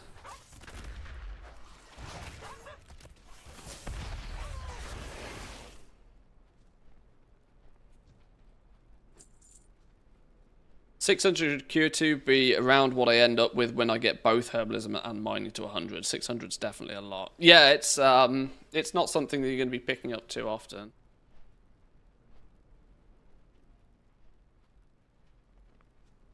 Playing a game of cards on here, look.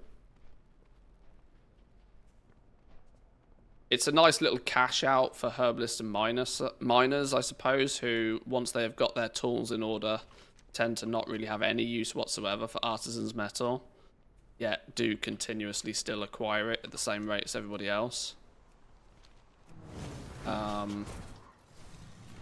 Crafters obviously have the need, in many cases, for multiple tools. So whereas it's going to cost you 900 artisans acuity for one set of rare tools, I've seen reason to have 3 different tools set up slightly differently. So that's 900 by itself.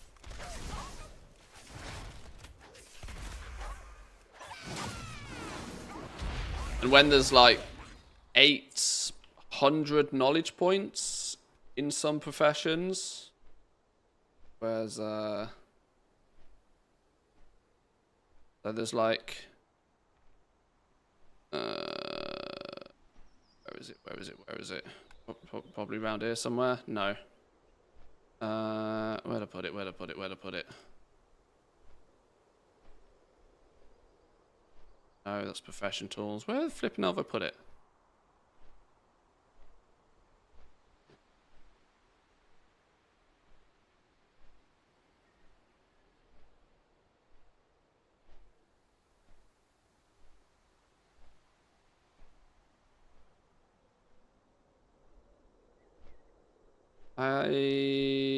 Oh, profession gear, here we go.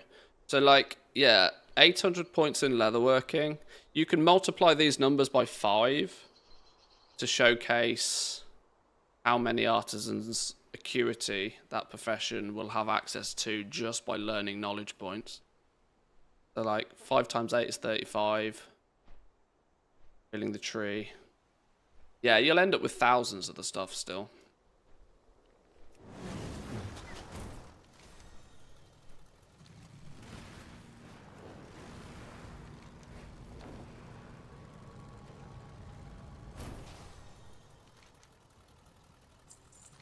All before NPC work orders, which are between 5 and 30 each, yeah.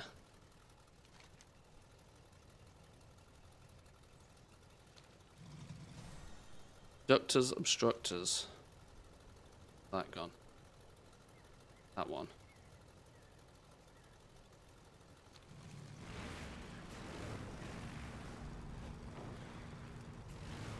Bit over 200k bronze left for all the rewards according to the week aura. I've not spent any time on Remix recently, you know. There's still stuff I need to do on Remix. I'm kind of half waiting for pre-patch. I might, when pre-patch lands, take a few days to just blast characters on Remix.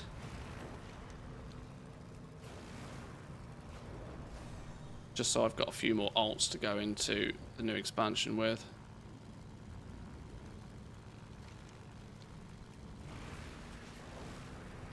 $100k bronze left to farm. Got everything bar those dumbass weapons. No way I'm farming LFR to get weapon appearances. Yeah, I mean, if it's Mog, I couldn't care less. As long as I finish the event with all of the pets, the toys, the mounts, that sort of stuff. Mog is just, well, if I get it, I get it. Not bothered.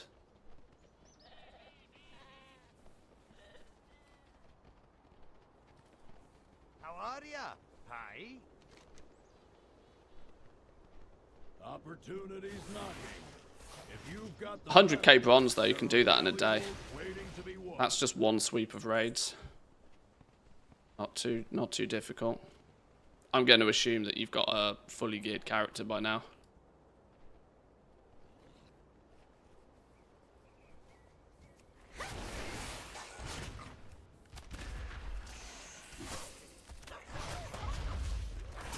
I don't have a target.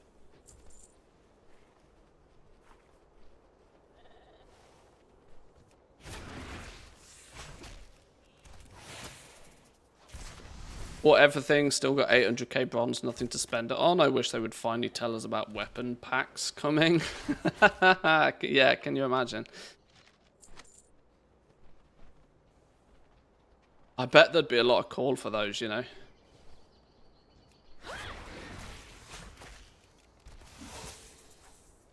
Ended up stopping at 423 or so because I got my Mythic Siege of Ogmar kill for the achievement. Yeah, exactly. People try and get different things, don't they? What am I doing with these sheeps? I don't know what I'm doing with the sheeps. Maybe I'm not doing anything with the sheeps.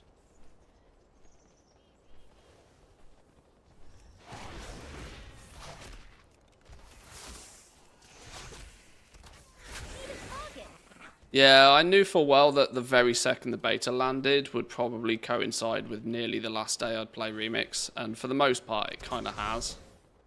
I've done a couple of days of Remix since the beta's launched, but I knew I'd get quite I'd get quite engrossed in the beta. Thought it was going to happen.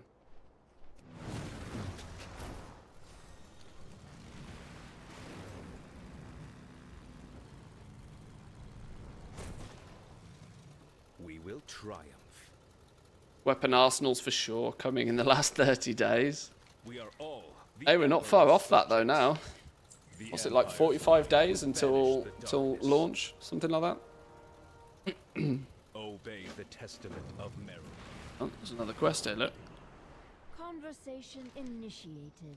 Sleepy sheeps. Fly high, strike true.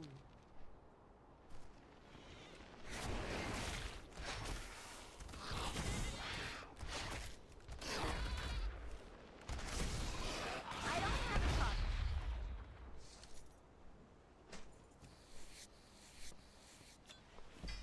Oh my god, 4 viridescent spores. Holy smoke.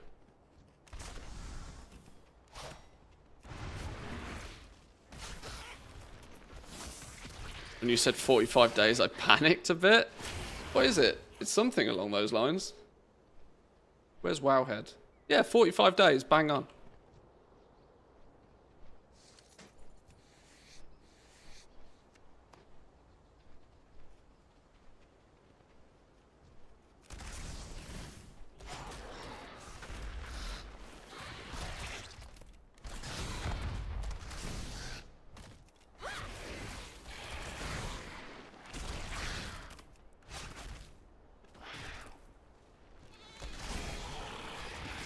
I doubt there'll be a vendor. It keeps people playing if there's no vendor. I mean, the mode's disappearing, like, soon. I don't think there's any harm making it. Whoa, why am I dying? I don't think there's particularly much harm making it easier for everybody at the end. I need to target something first. I haven't even considered just how much stuff there probably is still for me to actually do in Dragonflight. But I'm, for all intensive purposes, signed off from Dragonflight now.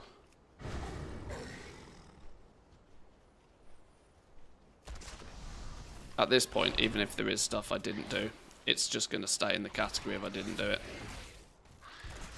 I'm not sure there's too much that's going to, apart from a pre-patch event that we'll play for a couple of days maybe, I don't think there's going to be much that will drag me back to Dragonflight now before the expansion launches. Apart from obviously a mandatory clean your bags, sell everything sort of event.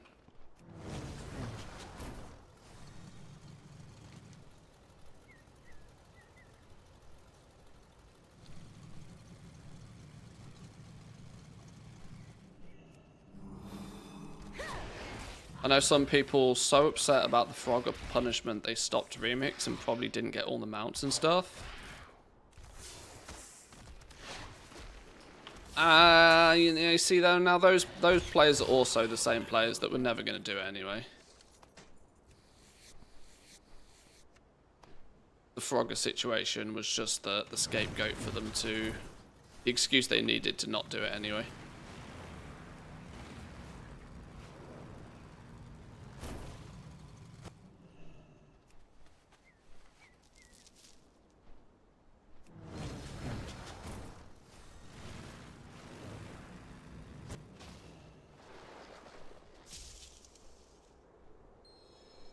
Okay, charged. Lethargic moss walls roused. We got to rustle a sheep, have we?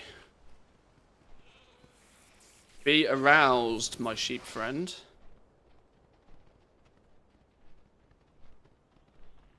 Well, roused is very different to arouse. Careful with pronunciation there, I suppose.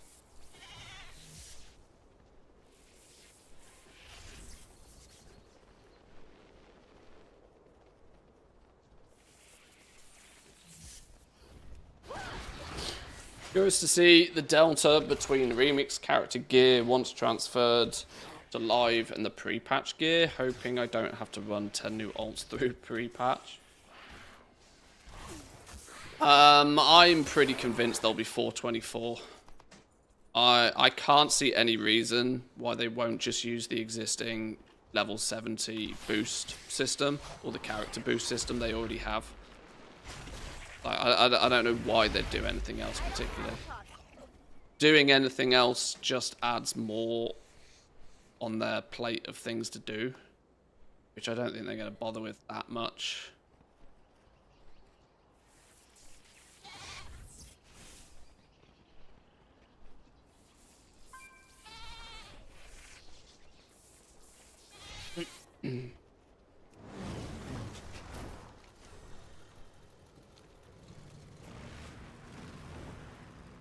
You reckon they're going to test the Drakthir being on other classes on beta soon? I don't think that's I don't think that's an 11.0 change. I seem to remember that being something that's happening but probably won't happen for launch thing. Got my attention. Off with you. Of which would indicate that it won't be a beta change. That'll be a PTR at some point in the future. What's on your mind? Watch your back.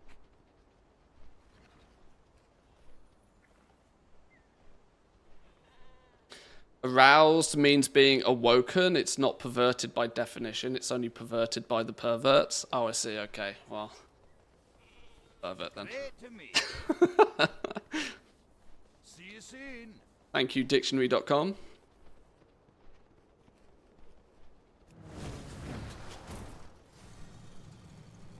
Guilty as charged. Talk to me. Stick a fork in me, I am aroused. Safe travels.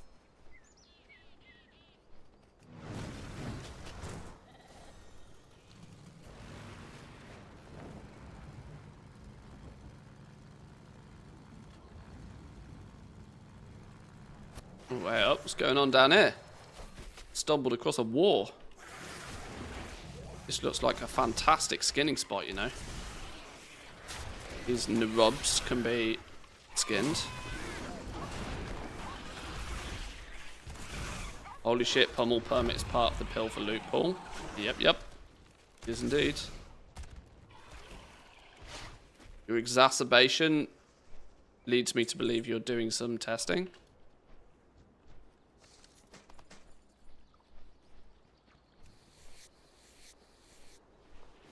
I did show that in my video the other day. I did show the screenshot. Kindly sent a screenshot of somebody pilfering the part.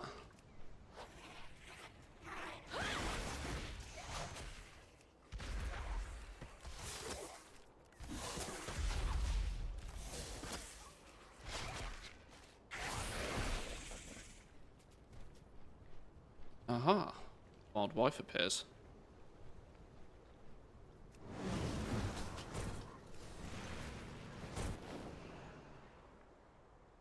Give me 2 seconds, boys and girls.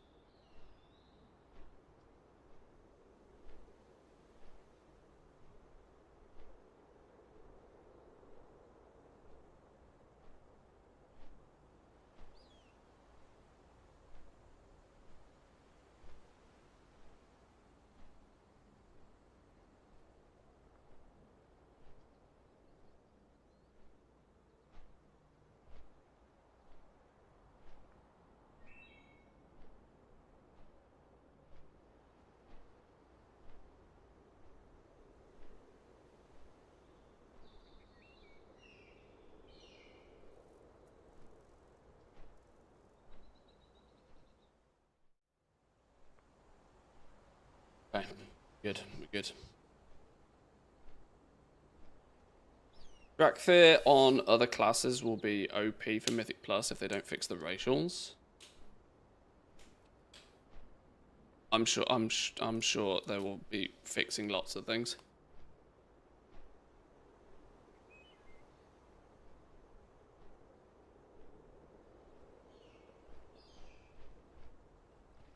Right, be free, big goat friend. 2 freedoms.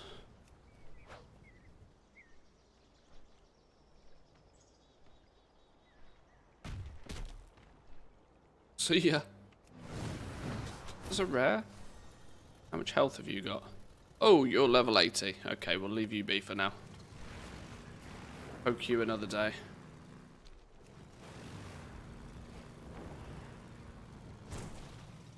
can I do for you? Watch your back. Off with you.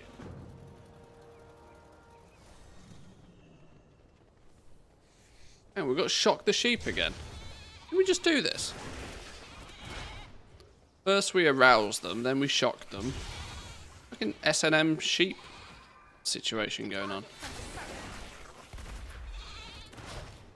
Oh wait, he's lost his floofs. Is that what we do? We shocking the wool off them.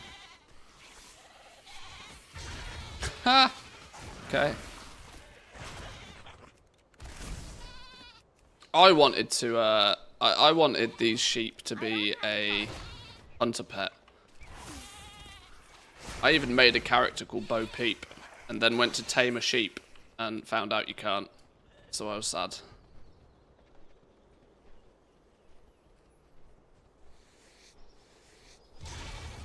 On a scale of Shadowlands to Dragonflight, how does engineering wormholing look in the War Within?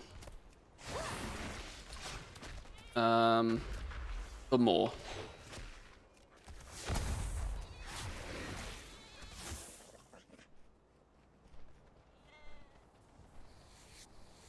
Naked aroused sheep who are into BDSM.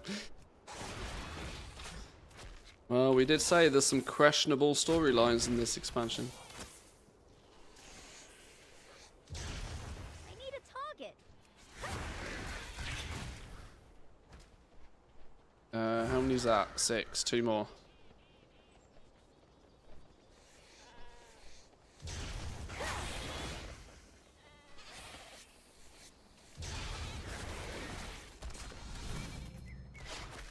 Not the war within we expected.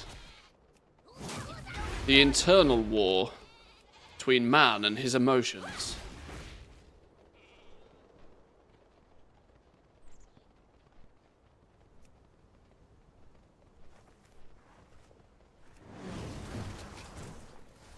What's on your mind? Safe travels. Every Stormrook has its own personality.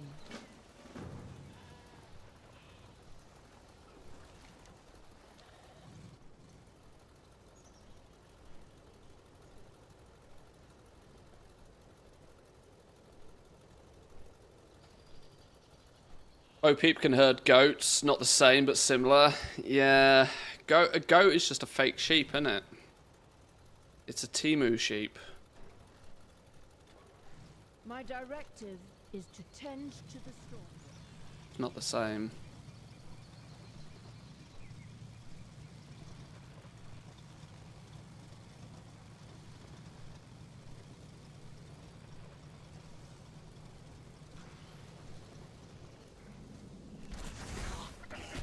Wait, is he gonna fight for us? Oh god, there's definitely not gonna be any shenanigans with this. This motherfucker fights for us. Damn. Okay.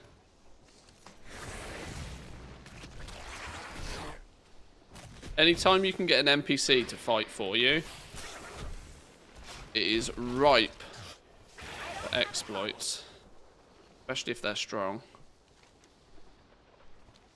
Right, I'm following you, dude. Where are you going?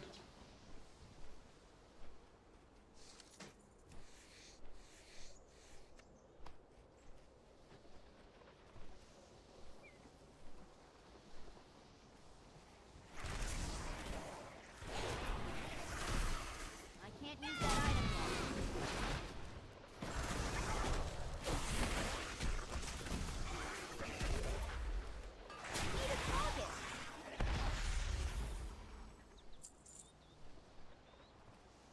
Goats are not as popular in Wales. Oh, as popular in Wales. Yeah, no, they're not quite so dual purpose, are they? Not that a sheep should be dual purpose in the first place. Okay, we're verging off on some weird tangents today. Need to rein it in a touch.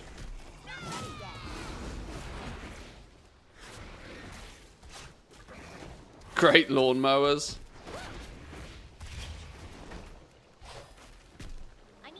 Hey, look, he's got a goat friend. Stony Goat's got a stony goat friend. Said I could skin some in here. What is it?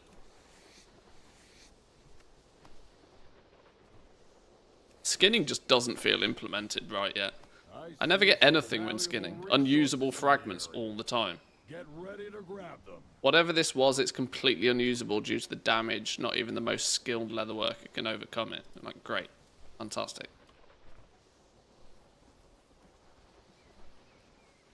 Go on then. Be united. Or do I need to look away? What's the situation here?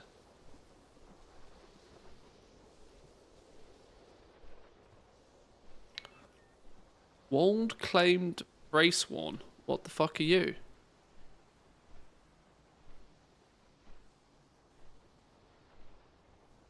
Okay.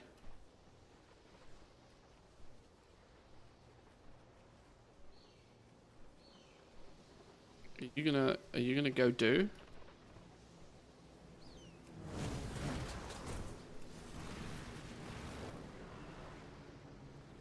Come on, goaty goat. Do goat business. Goat do goat things. Can't reignite you any closer. Flippin' Nora. Right, come back this way then. Follow me. Follow me. Come in. No, he's broken. Oh, I've bust it.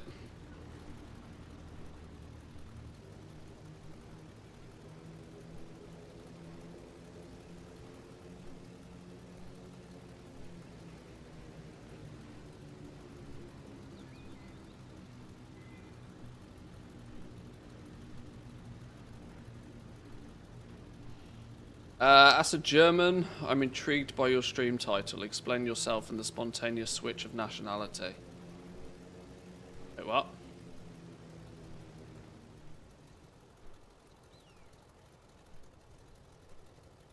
Stream title. Has Jack been playing with my stream title? What's going on?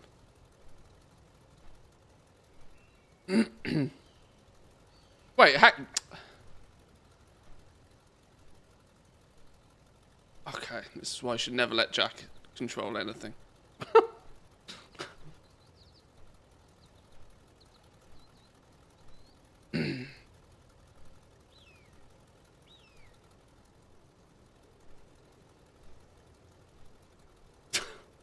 Sure.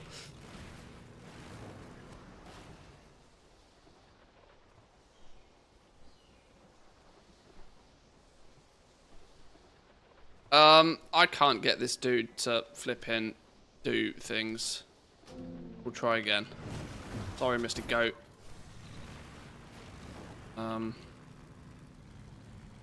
Where did we pick up the goat from? He was down there, wasn't he? Have need of a storm roof? Try this again. Come in this time.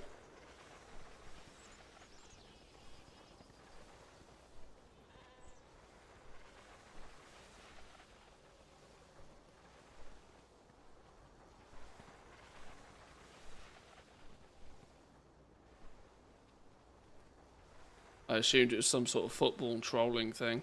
No, not at all. No idea when my stream title randomly changed. It's a Jack thing.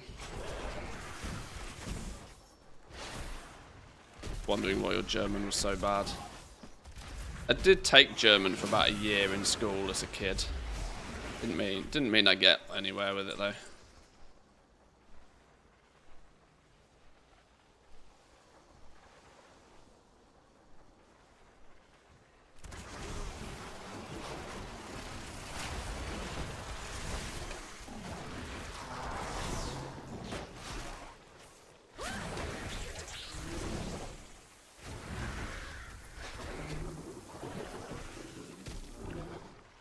Gonna make a Venn diagram of what items turn into what of the 3 green transmutagen.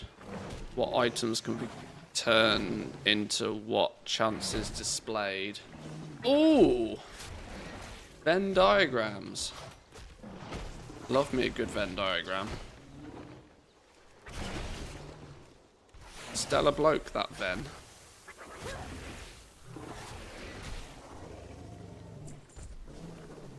There we go. Oh, there we go. They're off to do goat things. They lived happily ever after.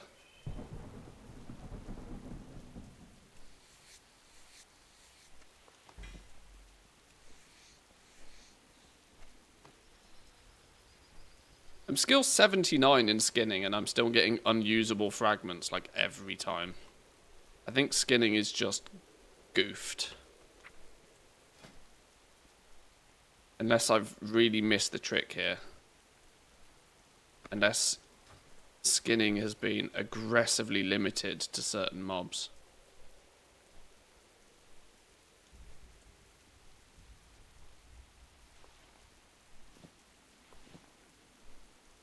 Storm charged leather. Where's Gloom Chilton? There we go. Sunless Carapace. The rare one. Where's the other rare one? Got some viridescent spores. Storm charged leather quality 2. Drop, that's not what we want. Random ass bismuth, don't know where or how we got that.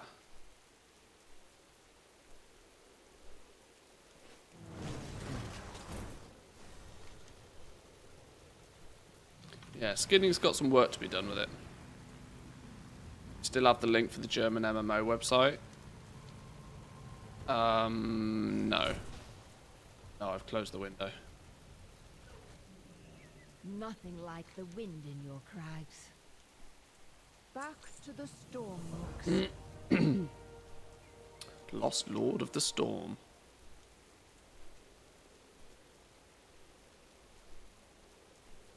Still 3 sidelines that apparently I haven't finished.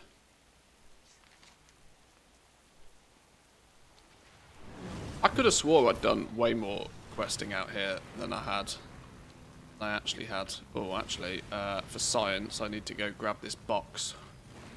Please hold. Whoops, there she is.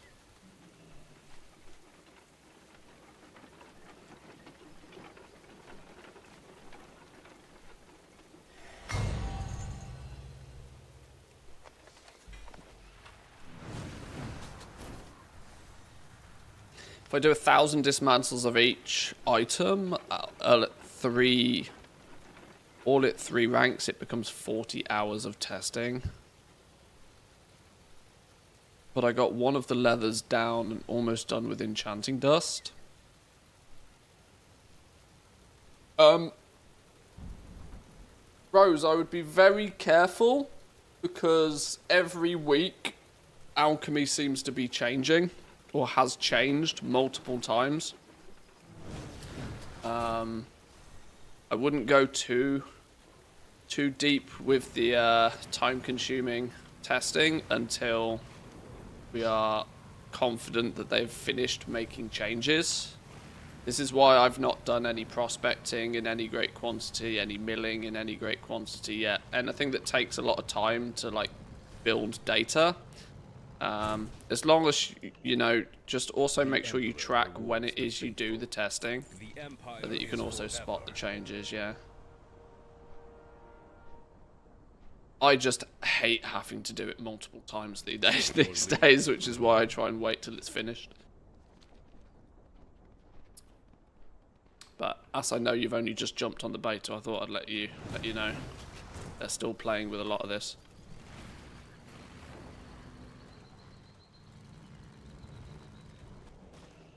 Doing with these fellas, kill things. Okay, we can do kill. Whoa, loads of bugs.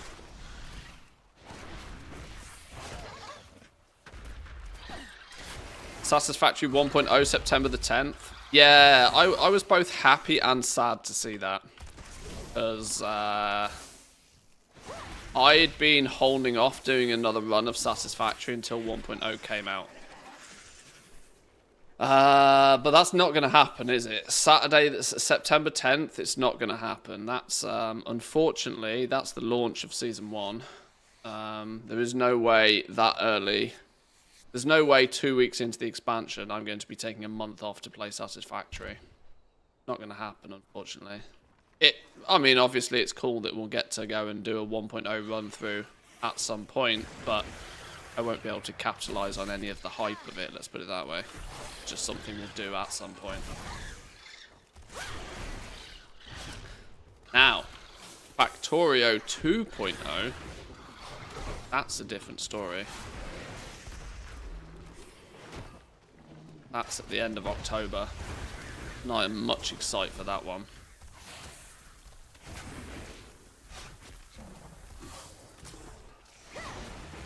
Skin the big bug, bet it gives normal leather. Oh, that's true.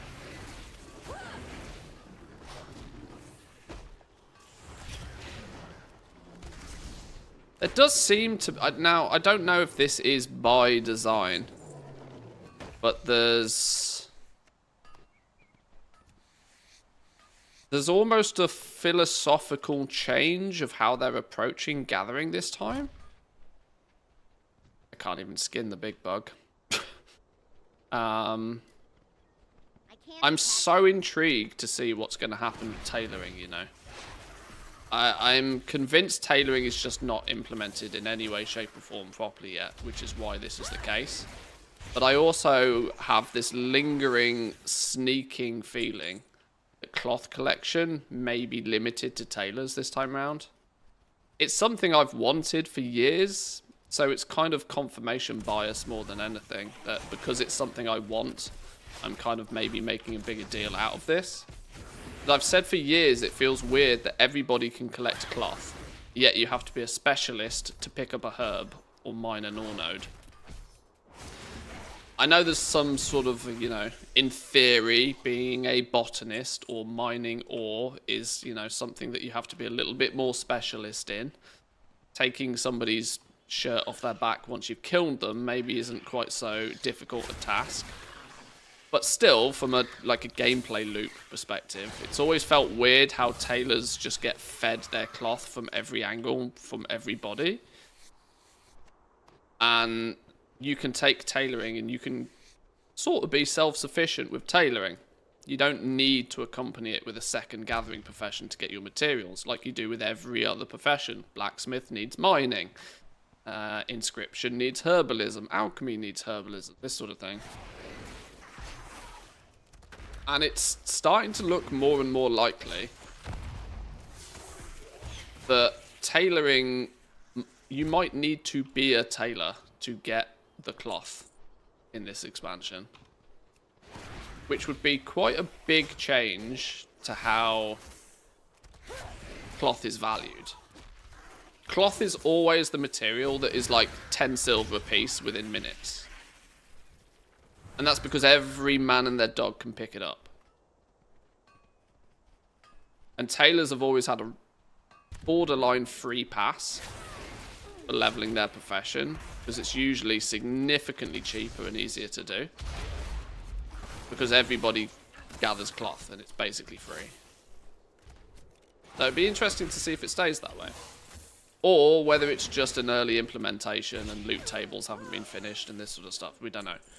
But we are now getting so close that we're starting to expect a pre-patch release date, which would also indicate that we are, or we should be getting very close to what is considered a release candidate version of the beta.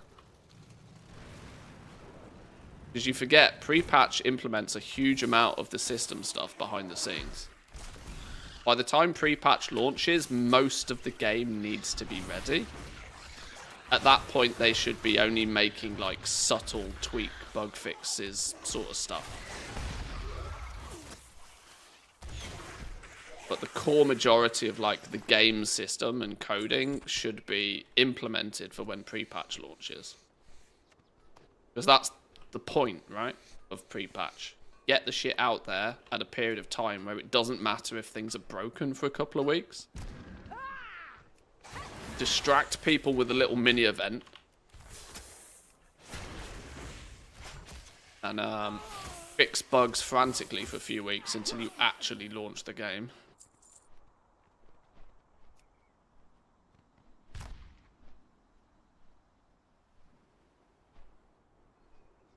Isn't tailoring just the gathering profession for enchanting? Well, in a way, yeah.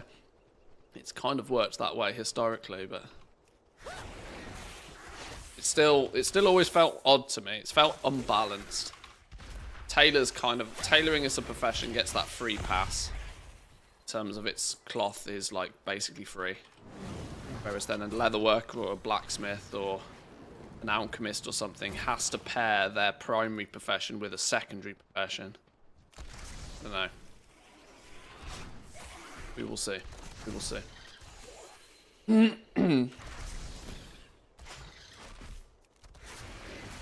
Prediction date for the pre-patch. End of the month. It's almost guaranteed to land on the week where I'm not here. So it'll be the end of the month. I can't see it being any sooner than that, really. Because pre-patch is never by design meant to be too long. It's meant to be just long enough to get people back in and for them to play with a pre-patch event for a few days a week.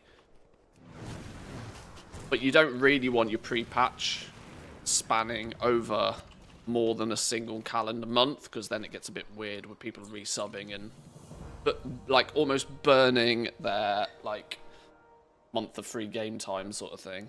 It's just bad mojo to have a pre-patch that lasts too long.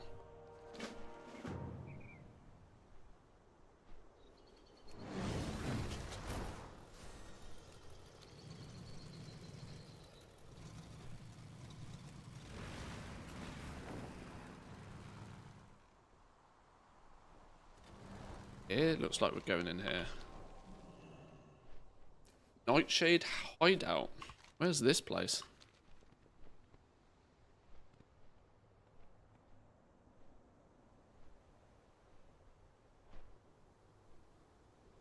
Pre-patch 2 to 3 weeks before the War Within launch. Just enough time to squish the inevitable bugs and make sure everything's stable. Which is realistically the only thing I think Blizzard cares about. Yeah, I mean, that's the entire reason they started doing these pre-patches. After the shit show that was Warlords of Draenor launch, they very quickly realised that, hang on, we need to get these systems in the game a good few weeks before the game goes live. Because if we launch them and they're broken, it nearly crumbled their entire... Well, I mean, Warlords of Draenor did crumble their entire expansion launch. It fucked everything right up. The fact that garrisons just fundamentally didn't work for a week was a problem they absolutely never wanted to be again. And so hence since then, we've always had pre-patches.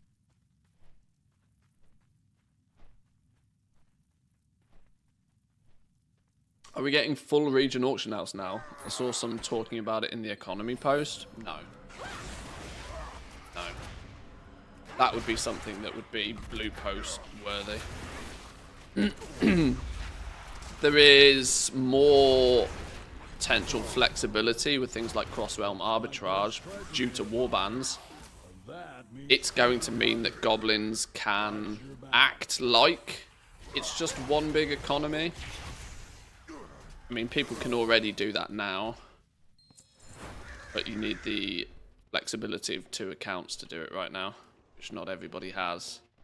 Warbands will make it easier to transfer things from one realm to another, but it's not as simple as there just being one auction house.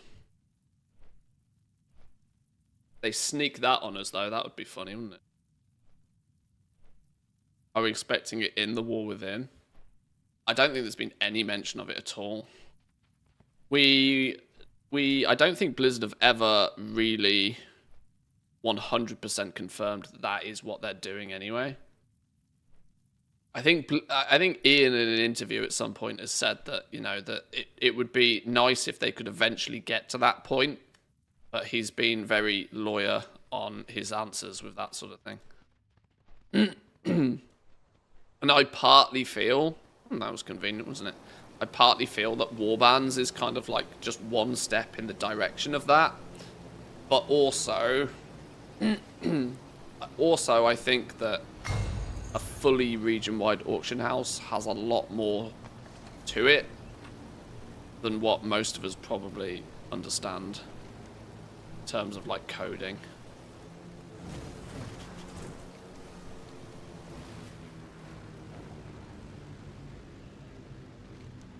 And it's probably not the highest thing on their priority list, honestly.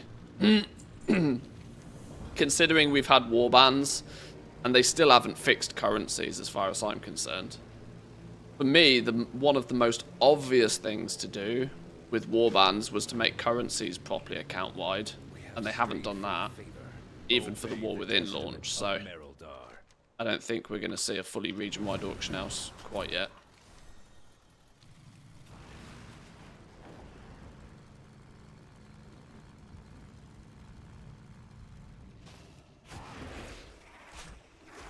It's probably on the to-do list, though. I just don't think it's very high on their to-do list. My view on the new Dark Moon decks. Well, the fact that scribes aren't responsible for crafting them is interesting. Now,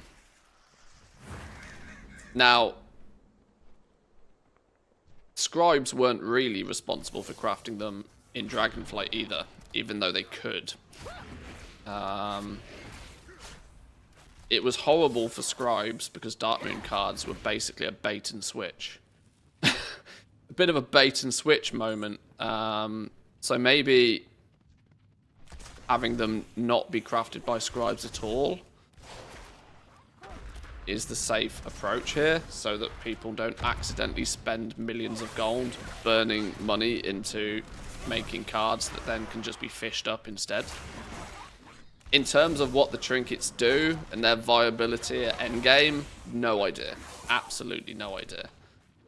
No clue whatsoever. There's I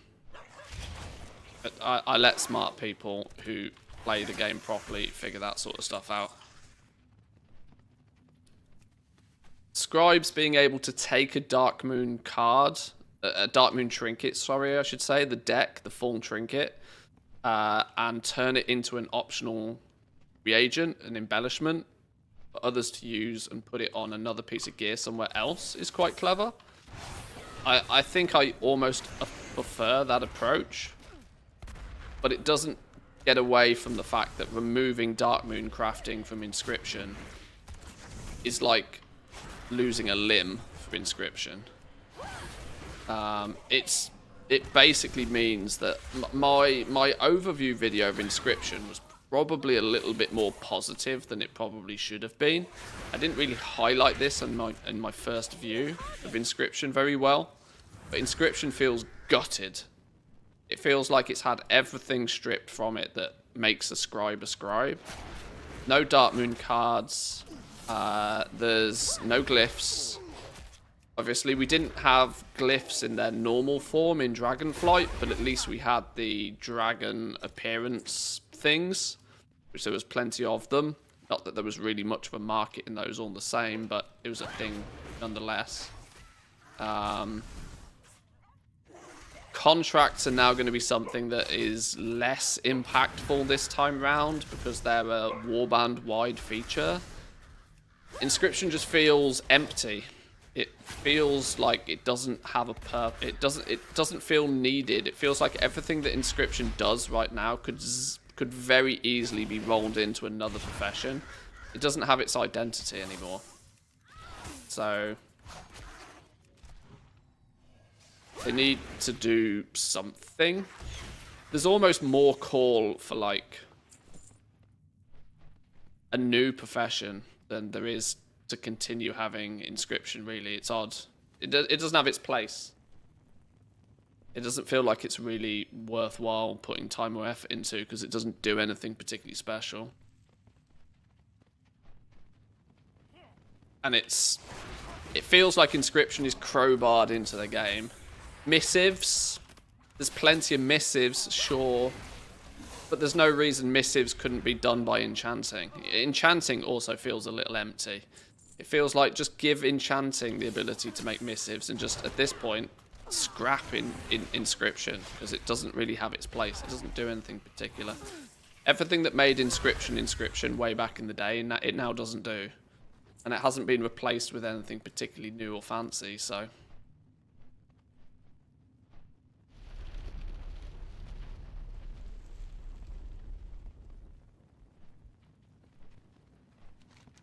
Get out of here.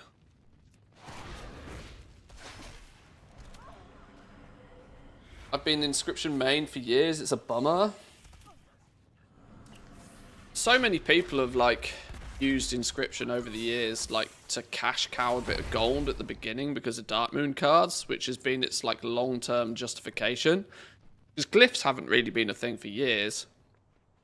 But of course they kind of 50-50 glyphs in Dragonflight. They spread out the amount of missives that you can craft and sell for Dragonflight as well to make it feel like there was more to do. Obviously, with evokers becoming a thing in Dragonflight, there was a lot of thought there that while making the staves, two-handed staff, is something for Inscription to do. That's not going to be as impactful this time because Drakthir is no longer the evokers is no longer like a box. You know, it's no longer a headline expansion feature. It's just going to be a thing like anything else. Yeah, it's difficult to work out where Inscription really plays its part. Let's see if we can finish this last journey. That want to go again. Miss making gold cap by hardcore grinding the rep and selling the contract on patch launches.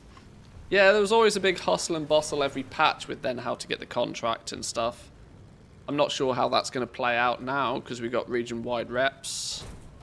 Yeah, I'm just not sure. Oh, the last journey. We can hand this in now.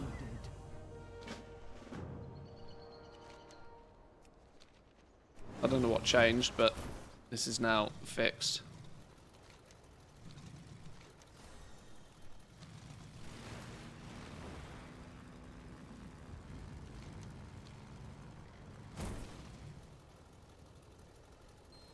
Class buff scrolls, cap them so that you can only have one scroll buff at a time to keep it from getting too expensive. Let scribes craft them. Bring idols back. Yeah, it's kind of odd. They've taken more away from Inscription over the last few years than they've added.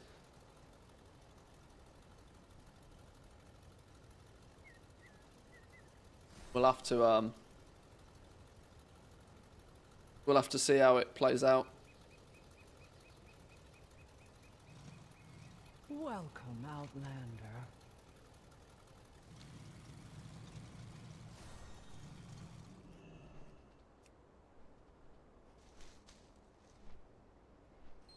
What path brought you here?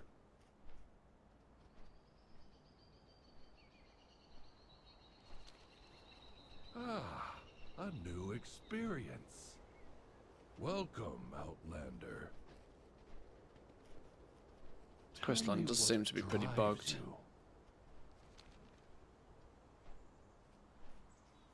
Returning to task.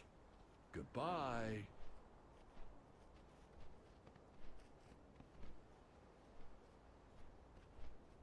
Which professions are winning so far if you have to pick two? Alchemy. And I'm going to be biased and say jewel crafting just because it's my main. Our forged paths intertwine. With a very... Our lives are our own. Engineering has had love. I don't know if it's going to be everybody's cup of tea, nor do I know if it's really going to be that profitable from a goal-making perspective. But alchemy and engineering have had a similar treatment. You know, these discovery systems, these recycling systems, there's more to them. Clearly, the guys and girls who developed these are fans of those professions, because they definitely seem to have had more treatment than a lot of the others. A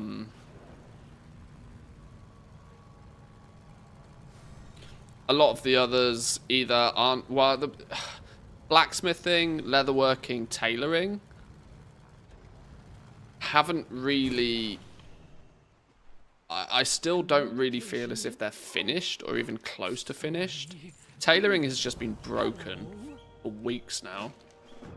slowly getting there, but still very broken. Blacksmithing and leatherworking, they just don't seem to have done anything particularly different. They've taken the core concept, oh, you make gear for this class. Oh, you make gear for that class. It's exactly the same again.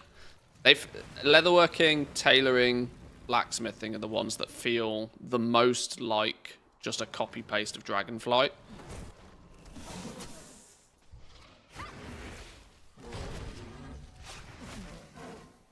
Which is why maybe I've not focused on them quite so much, because not really anything new to find. Blacksmithing has a new buff that you try and keep up for some bonus resourcefulness and multi-craft stats and the likes, but not anything that is that impactful to the profession overall. Tailoring with its unraveling and its new its cloth system, once they finally finish that, could end up looking quite cool. The new profession bags are cool.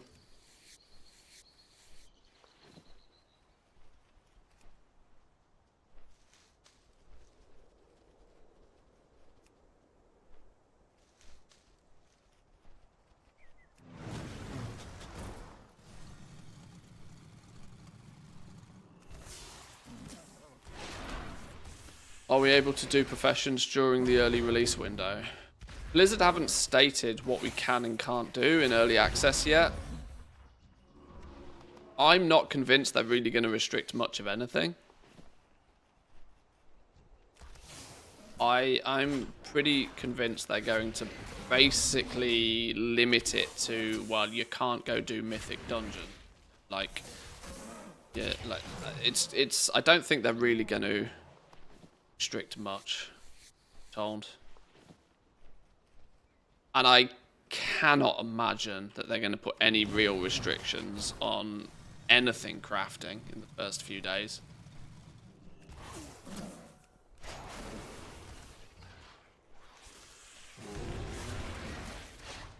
Because whilst a lot of us lurking in here right now might take the professions quite seriously, you've got to remember most people don't. Most people rely on goblins doing goblin things so that they don't have to mess around with professions.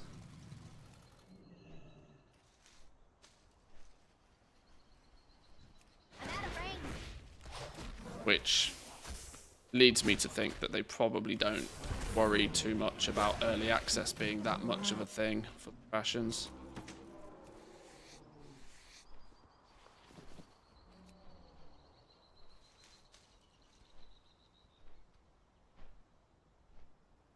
I am at least finally getting some leather from these dudes, though.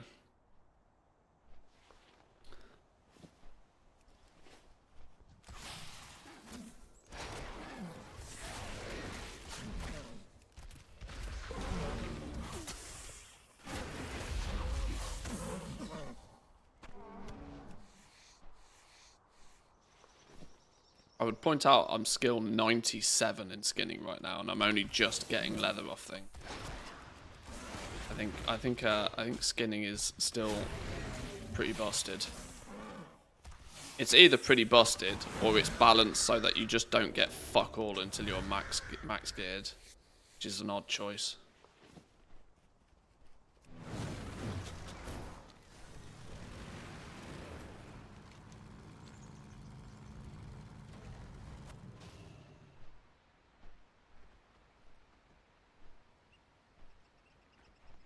Speak freely. No directive needed. Let's commit our meeting to memory. Very rarely meet another player in the game who knows anything about professions or even cares. Our lives are our own. We're a very small community in that regards. And safe.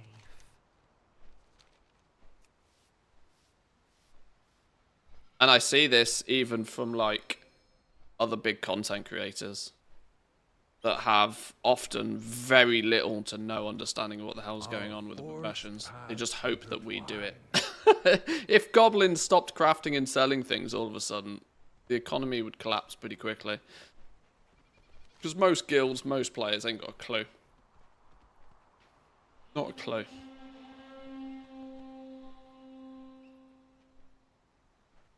tell me, what drives And you? since Dragonflight, since them making it even more complicated for everybody, the amount of people that know what the hell's going on is even less. Because a lot of people took one look at Dragonflight and was just like, nah, you're alright. I'll let somebody else do that, thanks. Anybody that's tried to do a work order at any point will understand.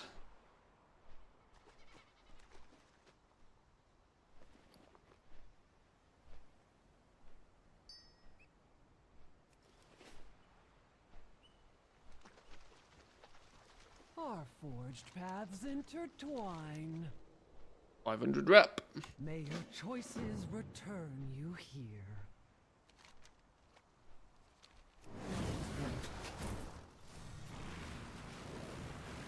I'm actually quite impressed that I'm almost level 76 and I haven't left the first zone yet. Now I know this is my second character, so I've got the 5% bump and I'm doing it in war mode. So I've got the other 10% bump, but by the time you've done this on a couple of characters and I've got a 25% rep gain, you're going to be dinging 80 in the first zone. Which is pretty wild. What path brought you here? I see some valuable resources in the area. Get ready to grab them.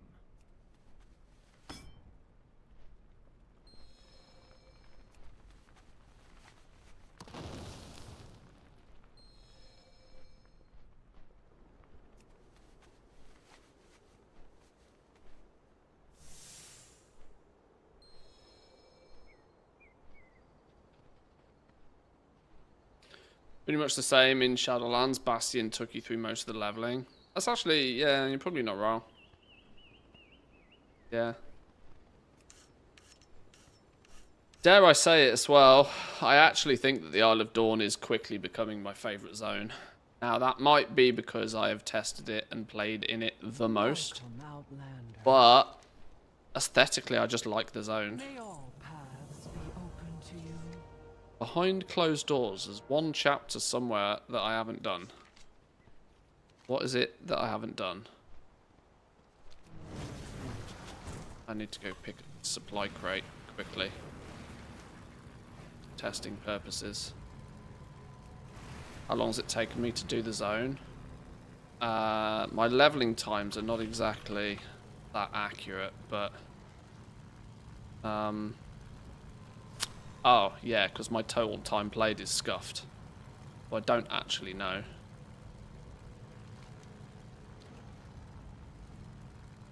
It's taking me half an hour, 45 minutes per level.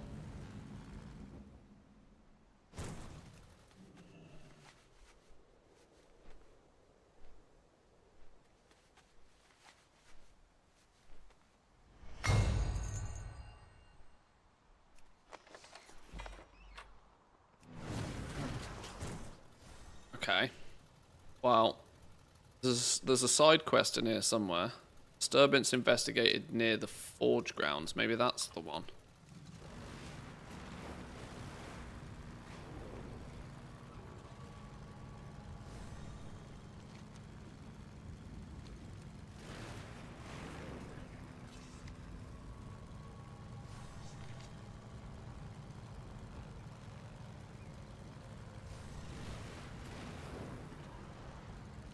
Yeah, I like Dornogal. I think I'm going to be pretty happy with Dornogal as a capital city.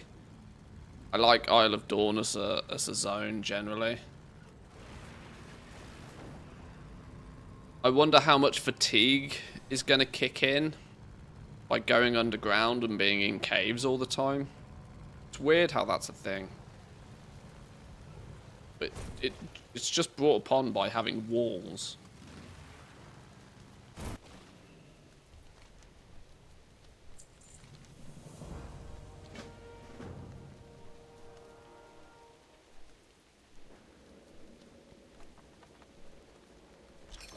The only thing that bothers me is that some of the crafting tables are inside a building. Engineering and blacksmith are going to get a headache from all of the racket around their tables. I just turn off sound effects. But yeah. This area in here though is cool. I like this. This feels like, you know, a dirty industrial sort of steel mine sort of thing. This thing over here is funny. I'm sure people have seen this before, but you can get killed by this, right? If you stand here, boom. Flat earthen. It's even an achievement for it.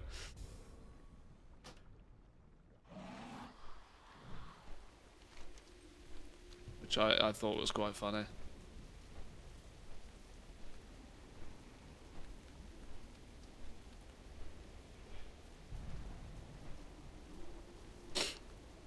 Luckily, the flight back to recover your body is not too far. Not too far. Not that detrimental.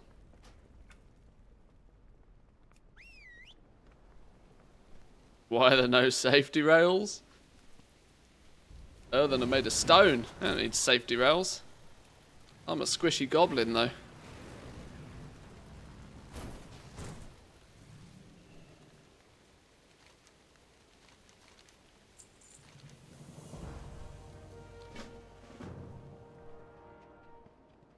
The coreway must be protected. Interrogating? Be interrogated. Should ding 76 with this quest, by the looks of things. 76 before we head into Zone 2. Not bad, not bad, is it? Speak. Earthen should crumble into gem dust, right? That's true. Can I prospect an earthen? That's... Now we're asking the big questions. Hey, 76. Can I prospect an earthen, please? They eat gems, so I don't see why not.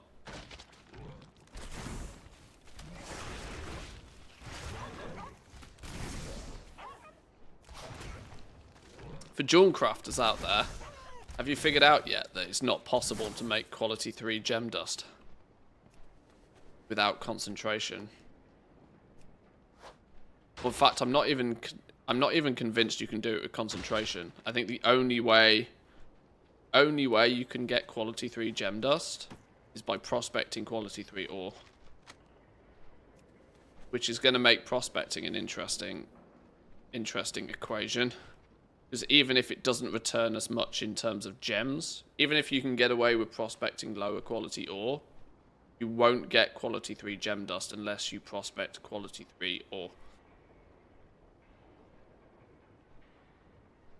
And considering you need quality 3 gem dust to max rank gems, it's going to be quite fun.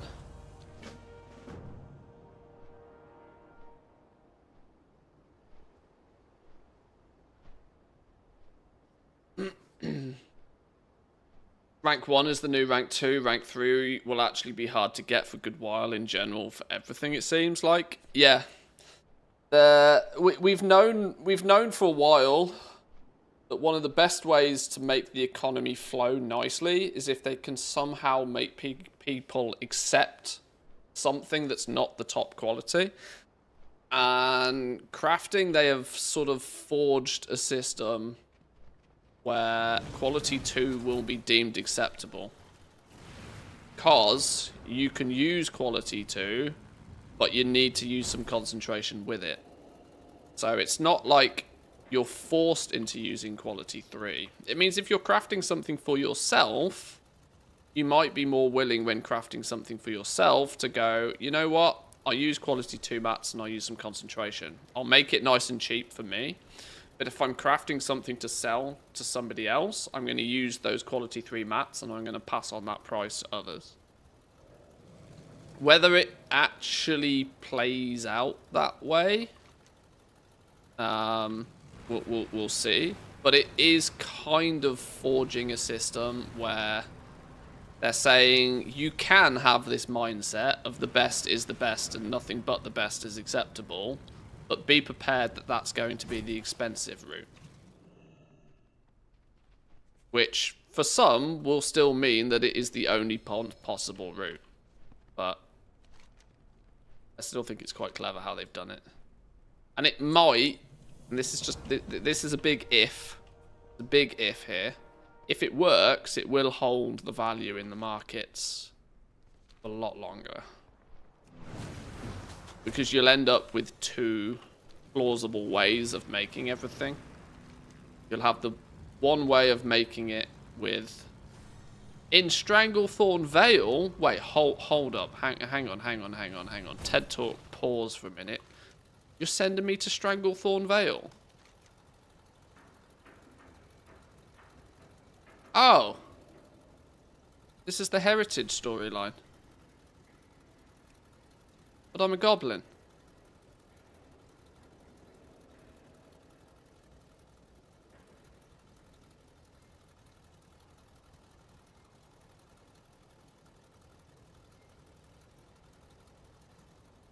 Okay, confused. Another quest over here. Sparks of War, Hallowfall. Oh, it really is trying to get me to go to the next zone now, isn't it?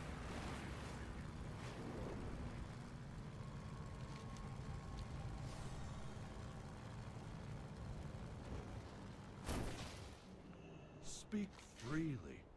No directive needed. That looks a bit Follow broken. directives, but Collect your 100 own. Sparks of War in Hallowfall while in War mode. Oh, that's the weekly quest. Weekly PvP quest. Only 50 rep?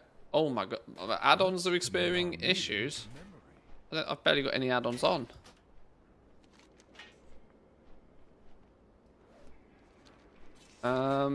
Behind Closed Doors still hasn't finished. What am I missing here?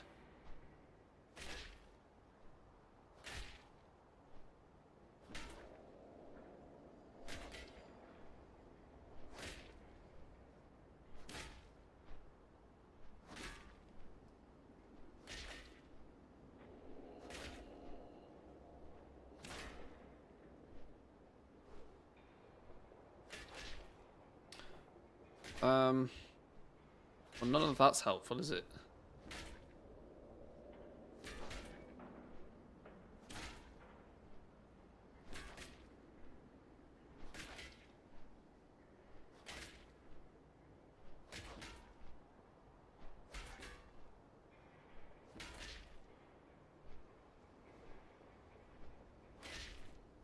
Regroup with Steel Vein in the Ringing Deeps. Oh, well, that'll be why then.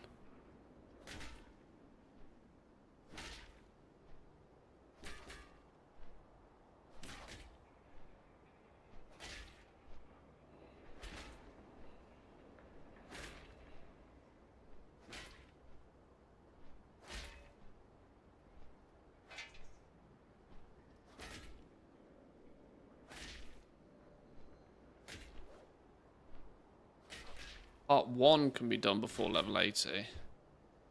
Starts with House Scandalous.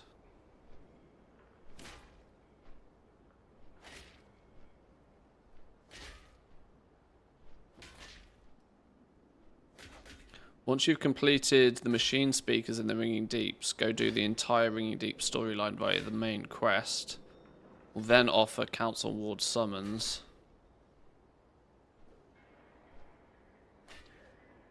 Oh, okay. Huh. Okay. So you can't strictly lore master the first zone without going and doing other stuff first. I think I actually prefer it that way anyway. That makes a lot more sense. Alright, well that's quite that feels like Isle of Dawn lore mastered. It feels like we've harvested this zone for everything that it has available to us.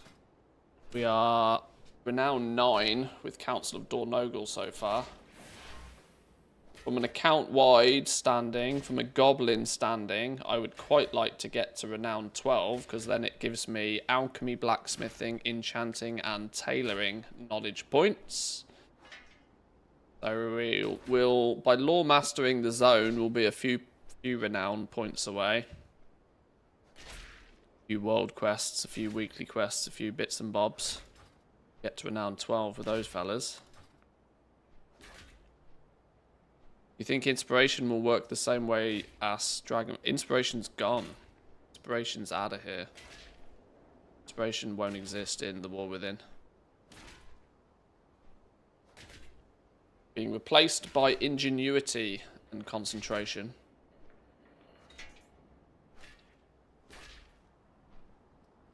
I can't easily showcase it right here, right now, because I haven't got any of the professions, but... what I might do, let's log this dude out for a minute. Disconnected. Great. Love that. Might have a little bit of a look at the WoW economy report for the week.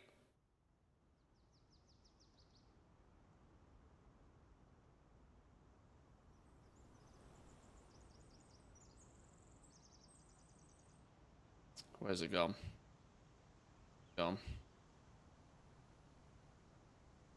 Go. New engineering gold sync mount. We've spoke about this a little bit over the last few days. We'll have a little bit of a look through this. I'm going to take a quick break for 2 minutes, boys and girls. Grab a drink, take a quick bathroom break, and then we'll have a read through this. Be back in 2.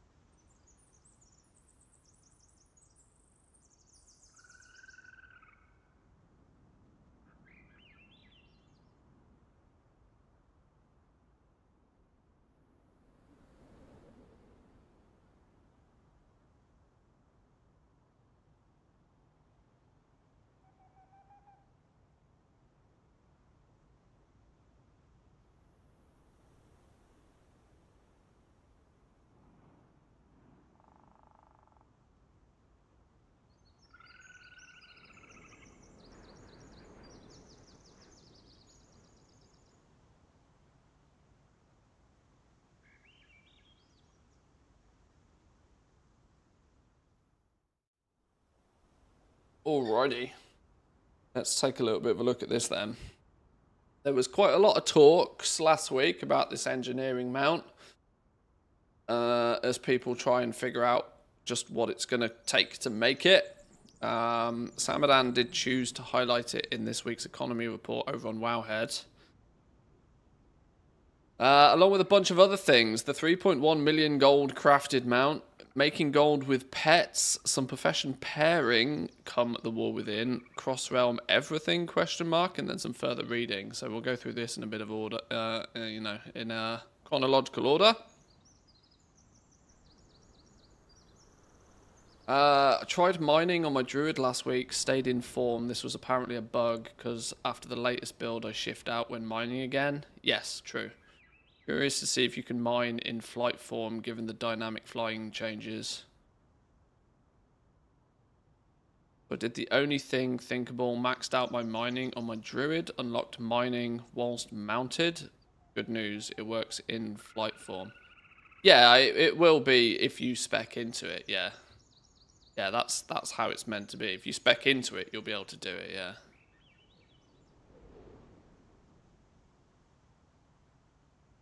Druids weren't meant to get it for free, basically. Not for mining, anyway. Their advantage is for herbalism, not for mining. Samadan's kindly highlighted my little video I did on this mount last week. The TLDRs will go through here quickly. That the mount itself, all of the materials needed to craft the thing, can be acquired off a vendor. A lot of people thought this was a 2. It was my dodgy way of mouse painting a number 1. It was meant to be a number 1, but it looked a lot like a 2. It's not 2, it's 1. The math still adds up though. 3.1 million gold of vendor mats to make it. What's great about this is the multiple ways to get hold of the crafting materials. Sorry, Rihanna, shush you up. What's great about this is the multiple ways to get hold of the crafting materials and the pilfer through parts specialization, opening up all sorts of possibilities with old. This is where the speculation came in. Old and current materials. In fact, there's already been some speculation in hoovering up cheap materials such as Ceravite, just in case it's useful. Ceravite has been so cheap over the last few days, weeks, months, because there's no floor value to it. There's no recycling system for it particularly. It just stacks up and up and up and up and up. But it's like 30 silver to a gold a piece, and so people have just hoovered up a bunch of it, just hoping that maybe they can do something with it to get some of these materials. You basically, yes, you handfuls of Ceravite bolts. You can pilfer these, and pilfering them will sometimes lead to these new mount components. Ceravite ore, the red line here is the total quantity. So you can see the total quantity went up, indicating that bots probably had a field day dumping their stock on everybody that was speculatively buying it all, which is quite funny to me. Goblins do goblin things. But that has meant that, you know, some weird and wacky speculation going on with this. I'm not going to watch the little video I did last week if you want to know in a bit more detail about this, but the overall concept is, yes, these materials are going to be expensive if you buy them from a vendor, but pilfering using a new engineering system might make them a bit cheaper to acquire if you're lucky and if you get your materials at a cheap enough price. What do we got next then? Making gold with some pets. Pet week drawing to a close by the time this article hits. It's not too late to power level a few pets. You Ain't My Real Dad over on Reddit has put together a fantastic guide for pet leveling. Not exclusive to just Pet Week, you can level pets at any time. The aim here is to increase the pet's value by leveling it up to 25 and then reselling it. It's usually, you can usually add a bit of a premium for a level 25 pet, for anybody that's tried to do some pet selling before. You can charge a bit of a premium for a level 25 pet. I've not ever really seen much value doing it outside of like Super Squirt Day, where you can use your garrison to just power level pets to 25 super fast. But if you are a serious pet seller, it's something to contemplate at least. If buying pets for 50 silver and then reselling them for 2,500 to 7,000 gold, maybe even more, sounds like something that might be up your alley, then keep following. You want to stop vendoring those crappy raid pets that are posted for 25 gold and instead sell them for 2,500 gold, then keep reading. This looks quite good, but also bear in mind this is over over a good few days. This isn't going to happen all the time. And 81,000 gold of revenue. How long did it actually take to convert all of these to level 25? Profit is not 81,000 here for sure. Not a pet selling savant, so don't employ strategies that involved me fighting other pet sellers too much, but I can't deny that pet sales are what helped get some starting gold, level up the old army. Did most of the work whilst watching TV. Easy, risk-free, can level pets and characters at the same time. Great for people with a lot of AFK time to waste. You're going to need some resources to level pets quickly. TSM is going to be helpful. TSM is helpful for everything. Pet battle scripts is an add-on that basically almost makes your pet leveling automated. Not exactly, you still have to press buttons, but it's about as close as we get. Breed ID, useful for like very niche scenarios. Rematch just gives you a better pet UI. Rematch plus TSM gives you the TSM values for your pets in the journal. WoW Pet Guide, this is actually a website rather than an add-on, where you can get some of the strategies for the pet battles. Magpie is a similar external resource. Magpie can basically help you find where you can buy cheap pets. Good for the cross-realm selling. Parsec, remote desktop application for those who can be at a computer, just not their gaming computer. People for who can play. Oh, okay, that's a real niche scenario.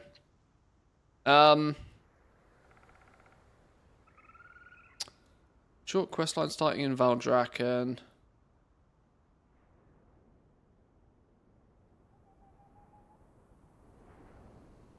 The Legion trainers are the best for power leveling pets. Trainers have the green paw icon. You need to then check your Broken Isles map in-game to see which quests are active. You can battle all these trainers starting at low level. You can get a mage portal to Dalaran. Okay, there's a lot to this. And it's going to be a huge amount to go through for the sake of the stream. If you're interested in leveling pets, dive into this a little bit more.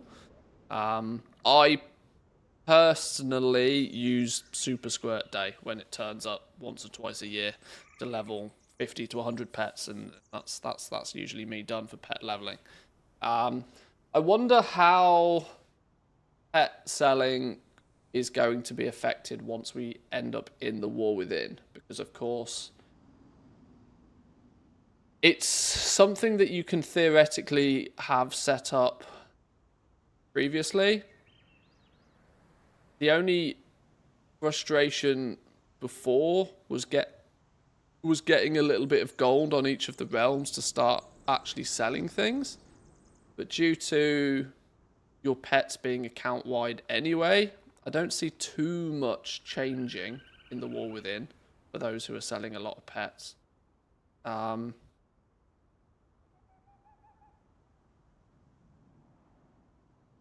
There's part of me that still thinks that going big on pet selling is also quite risky, because it's already very competitive.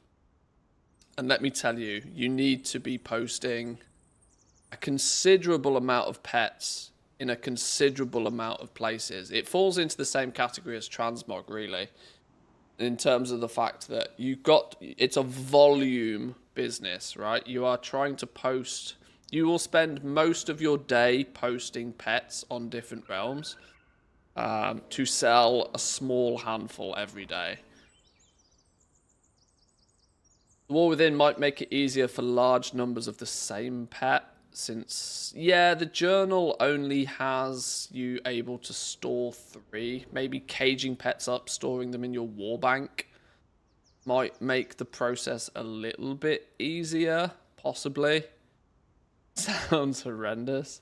It's not. I mean, I've had what I referred to as Project Pet at the back end of Shadowlands. When I got bored at the end of Shadowlands, I set this up on 15, 20 different realms. But it was quite simply an hour a day of just posting pets on a bunch of different realms to make a very small amount. It's something that even at my scale I didn't get into it deep enough to get to the point where I felt it was really, really fun to do. But because I don't think you have the luxury, cross-realm arbitrage, buying something on one realm, selling it on another, allows you to deal with big profit margins. You buy something for 10, let's say you buy something for 1,000 gold on one realm, you take it to another realm and you sell it for 30,000 gold. You can't really do that with pets because the pet market is already so very concentrated by people doing this already. The market price differential on pets between servers is a lot less than what it is on like rare transmog and stuff, which makes it difficult. But it's something to consider if people want to do it.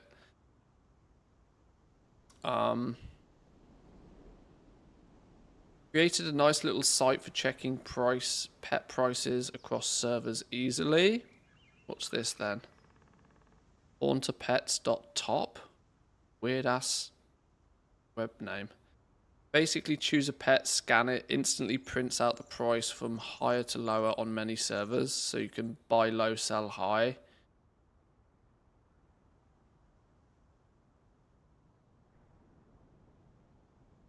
Take a pet, it then spits out the prices across different places.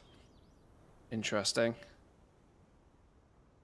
Half the fun of these little niches is learning about the market and understanding the value. It's great that we have these tools and sites specific to pets. Yeah, I wouldn't necessarily suggest it as something that's particularly beginner friendly. But if you've got 20 million gold and don't know what to spend it on, you can buy up some cheap pets and then go and try and sell them other places for more. But much like the transmog market, it's going to take you a while before you see consistent results with it. But I know people who have made literally hundreds of millions of gold selling pets over the years, so it's definitely a thing.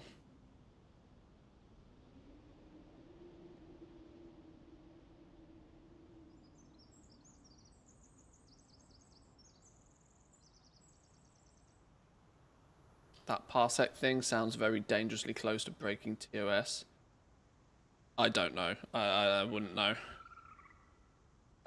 Moving on then, we have some profession pairings coming in the War Within. Penguin has put a video together going through some of the profession pairings and how things are now much easier in the War Within. Emphasizes the fact that it doesn't really matter a huge amount, even less in the War Within, so go with what feels... I was just about to state that this seems like one of those... no disrespect, but this seems like the kind of video that is a question that people are asking, yet the real answer here is it doesn't make a blind bit of difference. Considering, much like in Dragonflight, you can have access to almost anything as long as you have that profession on your account, because you can just put in an order with yourself. I've not watched this to know if there's any specific pairings, but I'm just trying to think of what I would recommend off the top of my head, and there's basically nothing. There's no significant reason to having any two professions on the same class, on the same character, other than herbalism and mining. If you're gathering, I feel like you should definitely have herbalism and mining. That doesn't make a lot of sense for you to ever do anything else. If you're doing a very specific thing, such as like 2x4 world mob farming, there's value there to maybe having something like tailoring and maybe inscription, because you can improve your chances of getting Dark Moon cards and you can get cloth at the same time as killing lots of mobs. I don't know. There's not much. I'm sure there's some things, but there's not much that really matters.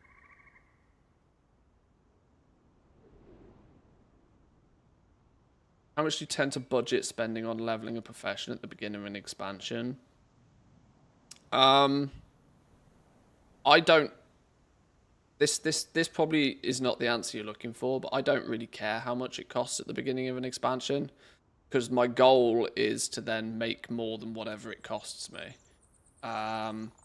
The early bird catches the worm, so whatever it costs you to level your profession at the beginning of an expansion, you know, by having it leveled and by having access to things before others do, at a period of time where there's high demand for everything and the prices for everything haven't been set, it usually doesn't matter how much it costs me to level the profession, because I will very quickly make all of that gold back again, plus more. That said, it could easily cost you 50 to 100,000 gold to get a profession fully set up. If you are just buying materials, buying the recipes you might need, that sort of thing. In the first couple of weeks, at least. But yeah, the easy answer is I don't really worry too much about the budget.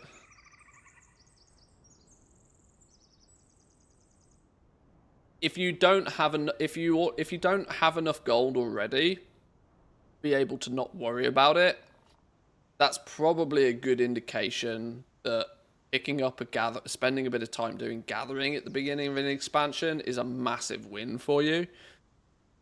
Because gathering can just give you an injection of gold really quickly at the beginning of an expansion. Dragonflight, you could make 30 to 50,000 gold an hour gathering. Those that really knew what they were doing were making like up to 100,000 gold an hour gathering. And that went on for weeks, by the way. That wasn't just a first 3 days sort of thing. That went on for weeks. So, if it's one of those phrases that sounds gross, but if you need to be able to fully take advantage of professions at the beginning of an expansion, you need more gold than you care about losing, if that makes sense. If you have to spend 50k on leveling a profession, you spend 50k and you don't worry about it. If you have to spend 200k leveling a profession, you spend 200k and you don't worry about it. But yeah, I would not. I would not worry about it too much, because the theory is that you should make it all back plus more anyway. Maybe tailoring and enchanting, as it's purely less actions if you end up having them on the same character. Yeah, assuming that we're going to be able to make something with tailoring that is disenchant bait in the first place. There's some value to having things, but with the warband bank, it's only 1 or 2 button presses to put them in a storage area and have somebody else be able to pull them from that same storage area, or even craft from them in that storage area. So it matters in fact, it matters even less than it probably ever has done because of the warband system. So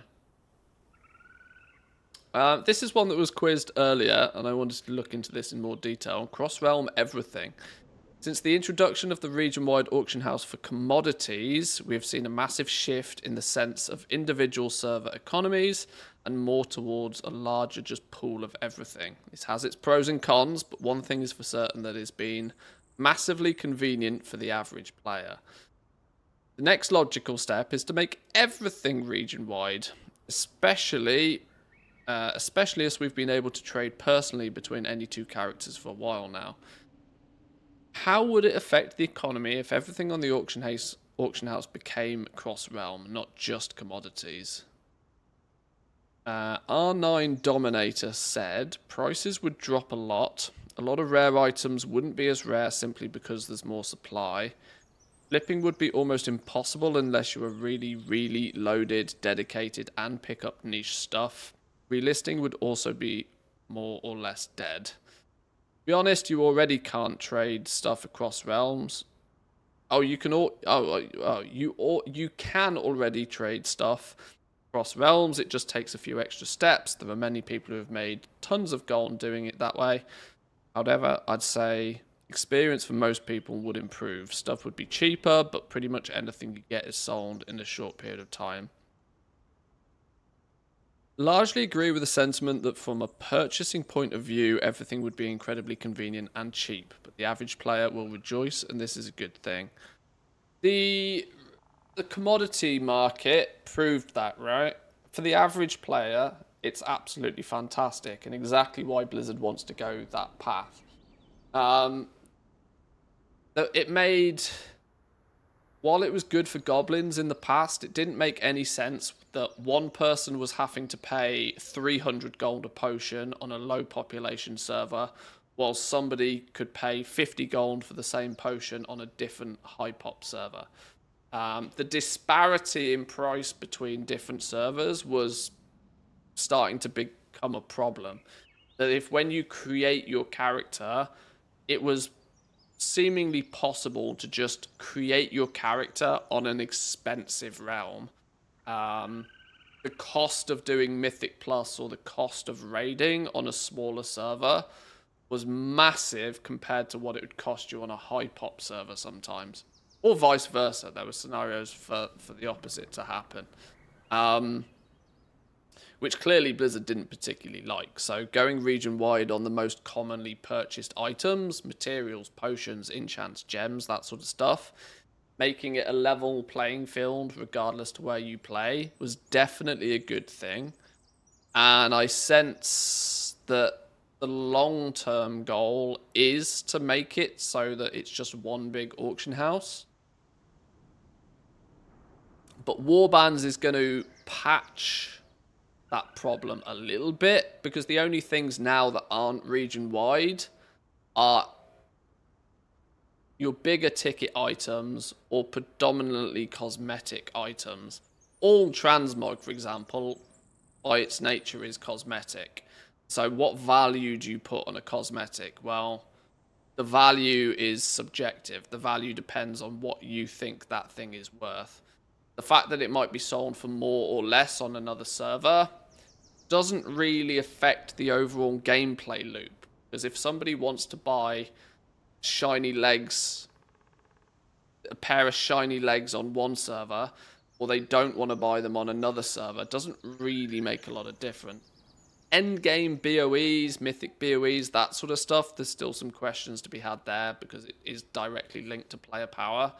But pets, mounts, cosmetics, these are the sorts of things that aren't region-wide still and do have some price disparity, but it doesn't really matter as much that that's the case. And if you're really savvy, you really want that shiny new pair of glorious leg plates or whatever, you can always jump onto a different server and use the gold from your war bank to just buy them on another server going forward.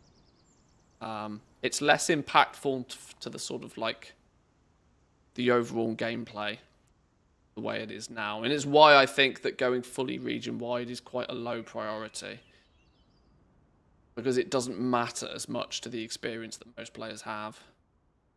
Cross-realm trading is a little bit like cooking. Everybody has access to it, but with a bit of help from a friend or a second account or your own warband soon. Yeah, I see the link with cooking there. That just because everybody has it doesn't mean that everybody does it. Yeah. Everybody can cook their own food, but just look how much of a market evolves around cooking and selling food every patch.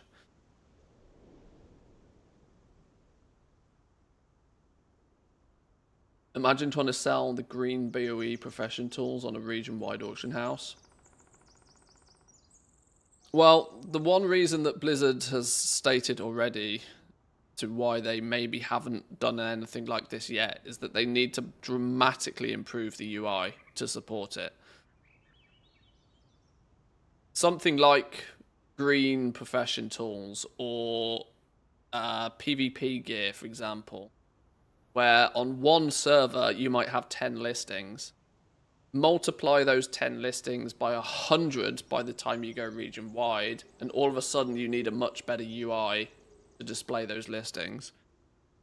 With commodities, items that stack, they smush all of that information together, and so it's still easy to understand. You don't see each and every listing with materials or potions or whatever, so they could make the UI user-friendly. They don't have any real way to make the UI user-friendly if there's 10,000 different listings of an item. What we did notice as well, interestingly though, what we did, I don't know if most people realize this, when we had all of the materials on individual servers, so let's just say for maths there was 100 servers, you would possibly find scenarios where there was like 100,000 of a single material listed on every single server. Soon as everything went region wide, the total quantity of items dramatically reduced. Like massively, by a factor of 10 in some cases. And this was because if you already see that there's 4 million materials posted, you're one, not very likely to go out and farm more of them, and you're B, maybe not even necessarily likely to post the ones that you have. It's been odd to see, but when they took all of the servers for materials and merged them into one, it didn't 100x the amount of materials that was available. It increased the amount of materials, but not by much, which was weird to see.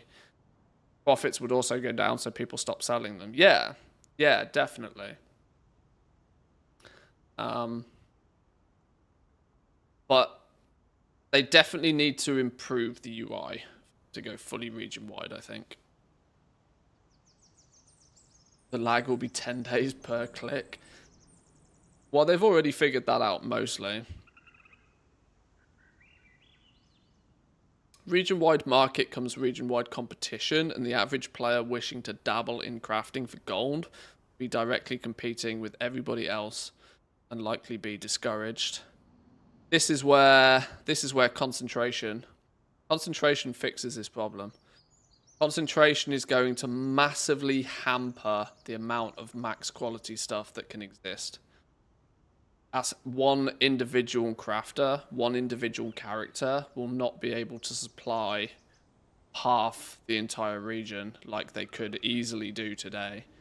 One individual crafter, one individual character is going to have a finite number of top quality stuff they can produce every day, meaning the overall possible amount of those that exists will be far less. Quality 2 quality 2 will be able to go to the moon, right? There can be as many quality 2s as people need. Quality 3s, though, will be heavily limited by concentration, or limited by cost.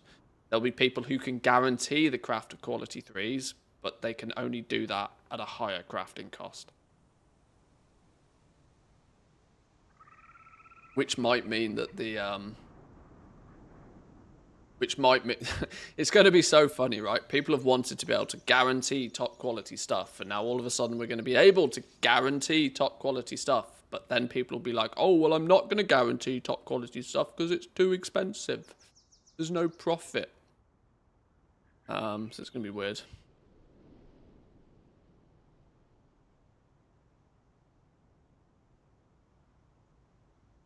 Everything will cost 5% of the current DB region market average. I don't think that will quite be. Basically, all our inventory will shrink 10 to 20 times. It's an end of goblins and gold-making. Okay, that's a bit of a doomer view on it. I don't think I agree with that totally. But correct me if I'm wrong, but isn't that essentially what the War Within is going to be with warbands? You no longer need a second account. With the warband, everybody is just going to make a level 1 toon on every server that they need to trade on, and they just put it in the warband bank. So I would think enough people do that, the price of things will drop. Well, people are already doing this now. This is the thing. People are already doing this now. The only problem is that there is still not any in-game way to tell what the price of something is on another server. This is why most people live in a state of ignorance when it comes to the prices of things. People know how much something costs because they go to their auction house and it gives them a price. If they like that price, they buy it. If they don't like that price, they don't buy it. Players don't know that something costs more or less on another server. There's nothing in-game that tells you what the price is on another server. The only reason goblins understand this is because we use third-party websites to find this information out. Let's not forget that. If it wasn't for websites like Oribos Exchange telling us at a glance what the price is on every item, on a single item across many realms, we wouldn't know. TSM tracks it. TSM smushes it into an average, so we know what the average price is. But there's nothing fundamentally in-game that tells you what the price is of something somewhere else. So this is why, yes, prices will get closer to each other, but there will still always be a disparity. And the savvy shopper can use third-party websites to go, oh yeah, I want to buy this new shiny pony. This shiny pony is 100k on my server. Oh, well, the shiny pony is only 60k on this server. I'll buy it off that server instead. Most people don't do that. Literally, most people don't.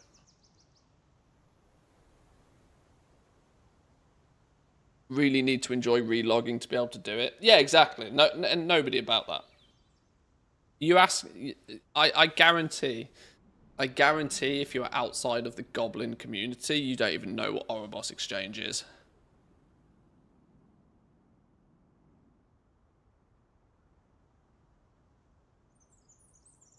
No, not the add-on. I wanted just the flipping website. Oh, it's undermine.exchange still. Keeps changing its name.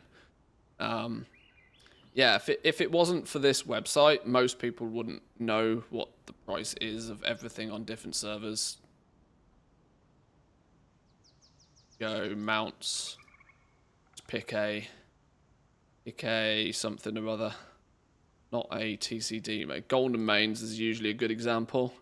It wasn't for a website like this that tells us that there's 400 across the EU, there's 3 on Draenor, and then show us at a glance how much they are on all of those different servers. If it wasn't for websites like this, nobody would know what the price disparity is.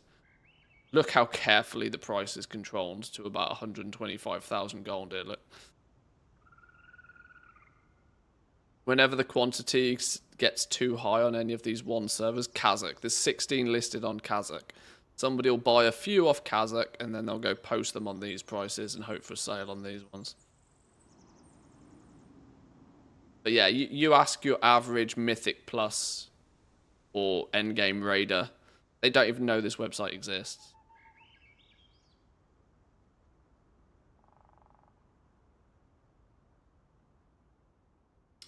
And then we want to further reading. Okay. Do we dare check the comments? Oh, there's not many comments. I can go with that. Can I be a level 70 character to level all of the War Within crafting professions to max 100 skill? Or is there any level requirements for max skill professions? You are going to be able to get to skill 50 in most cases relatively comfortably. On even a level 70 character. Now, this differs depending on what profession you're talking about. Skill 50 to skill 100, there is often things that you are going to need to do that will be useful to be higher than level 70. For example, you might often need to find a recipe or go get a recipe from a dungeon or a delve, or via a reputation or something that you can craft to gain those final 50 skill points. Meaning that it's not as easy as a yes or no. You'll get to skill 50 on level 70 characters comfortably, but if you want to get your professions fully optimized, you are going to need to play the game a little bit. And that will mean leveling past level 70 at points as well. I bet people in the comments aren't going to know what Undermine Exchange is. I mean, most people probably don't. Ridiculous, can buy a mythic Farak mount for that. Rip the band-aid off at this point. Like you said, with warbands, we're almost there. In terms of region-wide auction house, yeah. I think the problem with the region-wide auction house is it basically further divides the super wealthy goblins and everybody else. Super rich will stay super rich and the poor will stay poor. It may also have the impact of having more of the player base rely on those tokens each month just to get by, since it will be significantly harder to make gold. Plus, Blizzard has still not really addressed anything about the auction house bots that have become commonplace on a number of realms. With a region-wide auction house, they'll have even greater impact.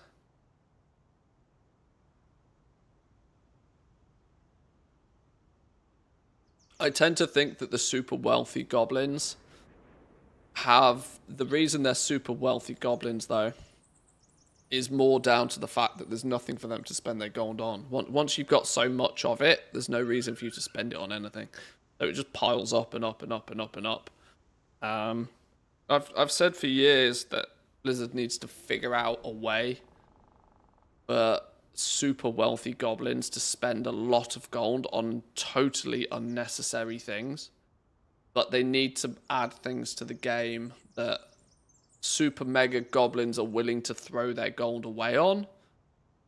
But people who don't have a lot of gold will see those things as just stupid things that they also don't want. This is why the Longboy didn't work. The Longboy didn't work because the Longboy was something everybody wanted. And so all of a sudden, out of nowhere, everybody wanted 5 million gold. And it was a problem. Player housing is the closest thing that could somewhat work. Because if you've got 100 million gold and you buy,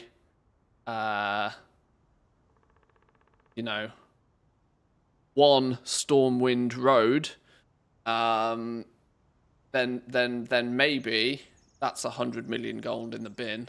That's a pretty big gold sink. But, you know, poor little Jimmy that's never had more than 100k gold on his account ever will look at that and go, well, it'd be nice to have that, but I ain't never getting it, so it doesn't matter. There needs to be, like, a super mega goblin gold sink opportunity.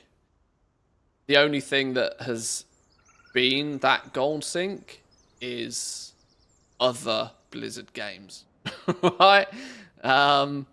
Look how often players like Hickons will cash out 50 million gold, turn it into tokens, and then just piss it up the wall in Hearthstone or something. That's the only thing that really is of any attraction. But that means that you've got to care about other Blizzard games. It doesn't. It's not anything that in game really works, you know.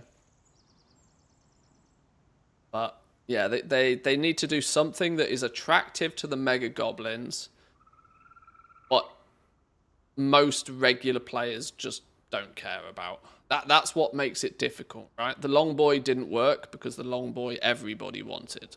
And so all of a sudden everybody wanted 5 million. And at that point, the system doesn't work. The system is to try and get the gold out the top, not to make everybody that doesn't have gold feel even more poor than they already are. So there needs to be something. I just don't know what it is. Player housing is an obvious answer, but it's only an obvious answer because we've seen it in other games, and it's been something that players have wanted forever. 3 mil for a mount that doesn't have the auction house. Good luck with that. Pretty ugly, to be honest. With the amount of potential inflation that the game has seen over the last few years, if they were to release the Longboy today, it probably would be a gold cap mount. So 3 million on this isn't actually as ridiculous as most people think.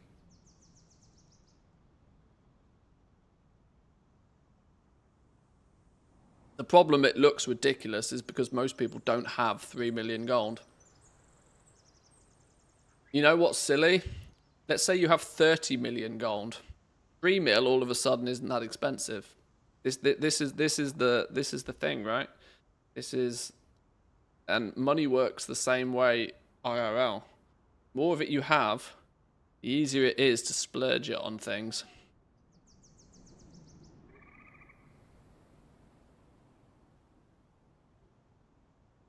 Did some testing on the beta realm, did 1600 pilfer through parts with a completely maxed out engineer. Couldn't do more because a bug cancels the pill for all after 2 to 3 casts. Oh, no, it doesn't, but you need to know how to do it properly. 1600 crafts. I got a bunch of bolts, a bunch of whirlywigs, a bunch of blinker fluid, a bunch of cataclysmic converters. Combined all of these, they would cost 158,000 gold. For 1,600 crafts, you need 8,000 handfuls of Ceravite bolts. The market value in my region for rank 3 bolts is 1 gold apiece, so that'd be 8,000 gold for these items in theory. Well, the price for the handful of bolts has skyrocketed since this post went live from 1 gold to nearly 10 gold. But now we'd be at 80,000 gold instead. Still cheaper, but way more expensive than before. I used primarily bismuth bolts for the tests because they were easy to get on the test realms, and those are the ones that bug out the least when using Pill for All. So I don't know if these values change with older materials or if they stay the same. But they do change when you use other materials, so this is the thing. Different materials pilfer into have different pilfer results. I showcased this and I tested this to find out for sure. If we look at pilfer, look at this real quick. Whoa. Chill, game, chill. We look at this real quick. Pilfering chaos circuits produced this. 1,000 chaos circuits produced this. Whereas if we prospected 1,000 bismuth bolts, we only got this. So different items do have different pilfer results. Whimsical wiring, bismuth bolts, pretty much the same. Gyrating gears, safety switches, pretty much the same. Entropy enhancers, chaos circuits, pretty much the same. But you cannot take the results from here and extrapolate them to doing bolts. So I see what the person was trying to do here, but that's not how it works. That's not strictly how it works. But the concept is right. That if you can buy your materials, the parts cheap enough, it's cheaper than the ceiling price of these items. This is what is probably worth paying attention to. That the vendor price for these components is the ceiling price. You ain't never going to sell them for more than that, because as soon as the price goes above that price, where you just buy it from the vendor instead, you don't buy it from the auction house. So it's the ceiling price. That doesn't mean that's strictly what they will be valued at, right? That's the ceiling price. This mount is never going to cost more than 3.1 million. But it can very, very definitely cost less than. And this, I think, is something that most people have missed with this. It can absolutely cost less than 3.1 million gold. And it probably will quite quickly. At the beginning, you're not going to be able to get enough parts to craft these components for less than the 3.1 million price. There just won't be enough materials about. The materials will be too valuable. Start of expansion prices. But very quickly, they'll come down and down and down. They'll be farmed and farmed and farmed and farmed and farmed. And that will push the price of those materials down. Then people will be able to start buying them up to turn into parts, to gamble on their pilfering. But there is going to need to be quite a difference in value for it to be worth people to take the risk. So, plus, I don't think people are going to care that much about a mount without a special effect. Exactly. It's a cool mount, but it's not a 3 million gold mount to most people.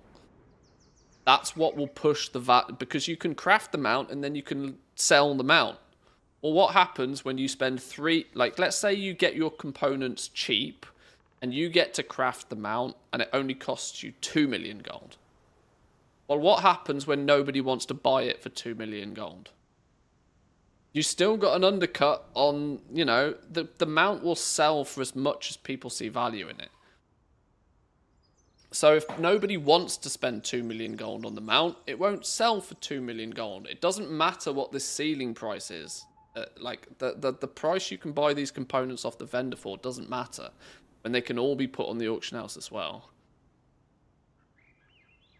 So it's gonna be an interesting little system. The reason it's there in the first place is to basically say, right, well, if you want to fly around on this thing week 1, fly around, you know, swinging dick, you can use it as a status symbol. Say, look, I wasted 3 million gold on a mount. But the reality is that's, you know, that time will pass, right? Collectors won't need to pay anywhere near that to get the mount towards the end of the expansion. When all the materials are dead cheap, when all of these components sum up to way less than 3 million gold on the auction house, the mount will be able to be constructed and learned for much, much, much, much less. What if the mount gathers mining nodes whilst mounted, like the Sky Golem does with herbs? Then it has some utility. Then its value, in the eyes of most, would be increased. Then just buy a Sky Golem instead. Yeah, but if a Sky Golem does herbs, then the Crowd Pummeler does ore. Whatever. No. Value is subjective. Everybody sees the value of something to be different.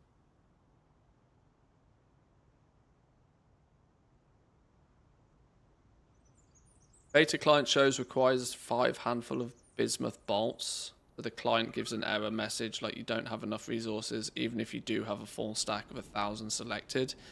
Your top leftmost material is what it takes from first. If your top leftmost material is less than 5, it breaks.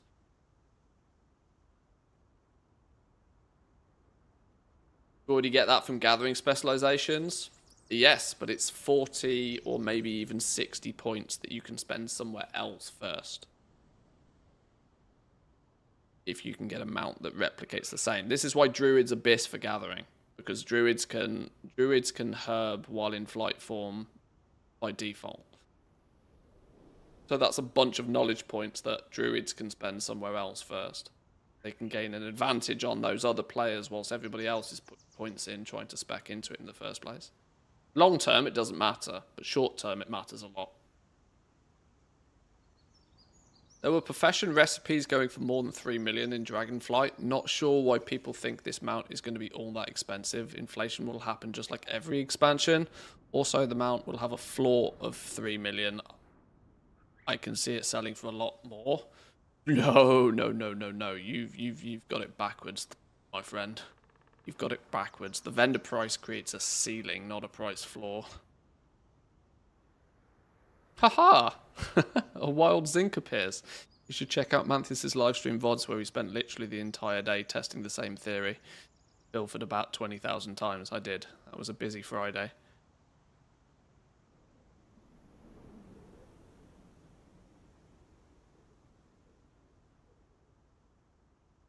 I don't see it. This mount isn't anything special. If this is how it will be in live, gross feels bad. Yeah. Whoops. Okay. Well, that was the economy report for the week. Thanks again to our man Sam. Puts this little report together each week. Yeah. What are we going to find this week that we can break the internet with? Maybe we should do some, I don't know. Maybe we should poke around with alchemy a bit more. Haven't decided. What I have decided, though, boys and girls, is I'm hungry. I'm gonna call it there for today. I'm gonna go get me some food.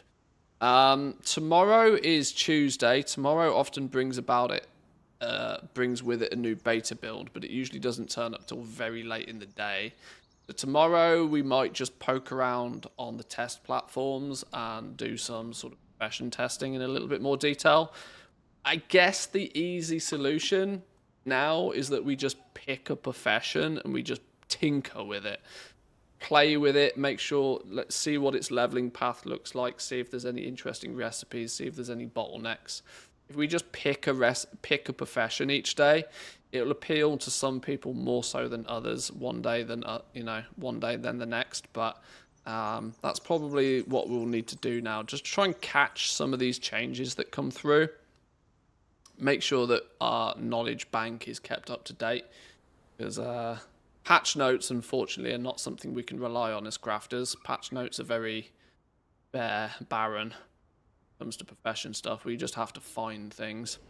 But yeah, thanks all for joining today. We'll be back again tomorrow. If you are not in the Discord already, maybe consider hopping over to the Discord, saying hi. I have now just made available the Goblin Guide to the War Within. This is practically all of my notes from testing for hundreds of hours on the beta so far. This is available to my Patreons now, and will receive permanent little updates all day, every day. Goes through all of the professions, all of this sort of stuff. There's a bit more info on this over on the Discord as well. So take a little bit of a poke around there if you wish. Thanks for the stream, #1 German streamer. Right, I'm gonna have to take away Jack's stream privileges, aren't I? Gonna have to. Made a copy since I prefer reading it in Arial, and keep up the good work. Hey, thank you. Yeah, of course I've stylized it on brand. Make a copy, you do you. Anyway, have a good day, boys and girls. I'll catch you all tomorrow. Peace.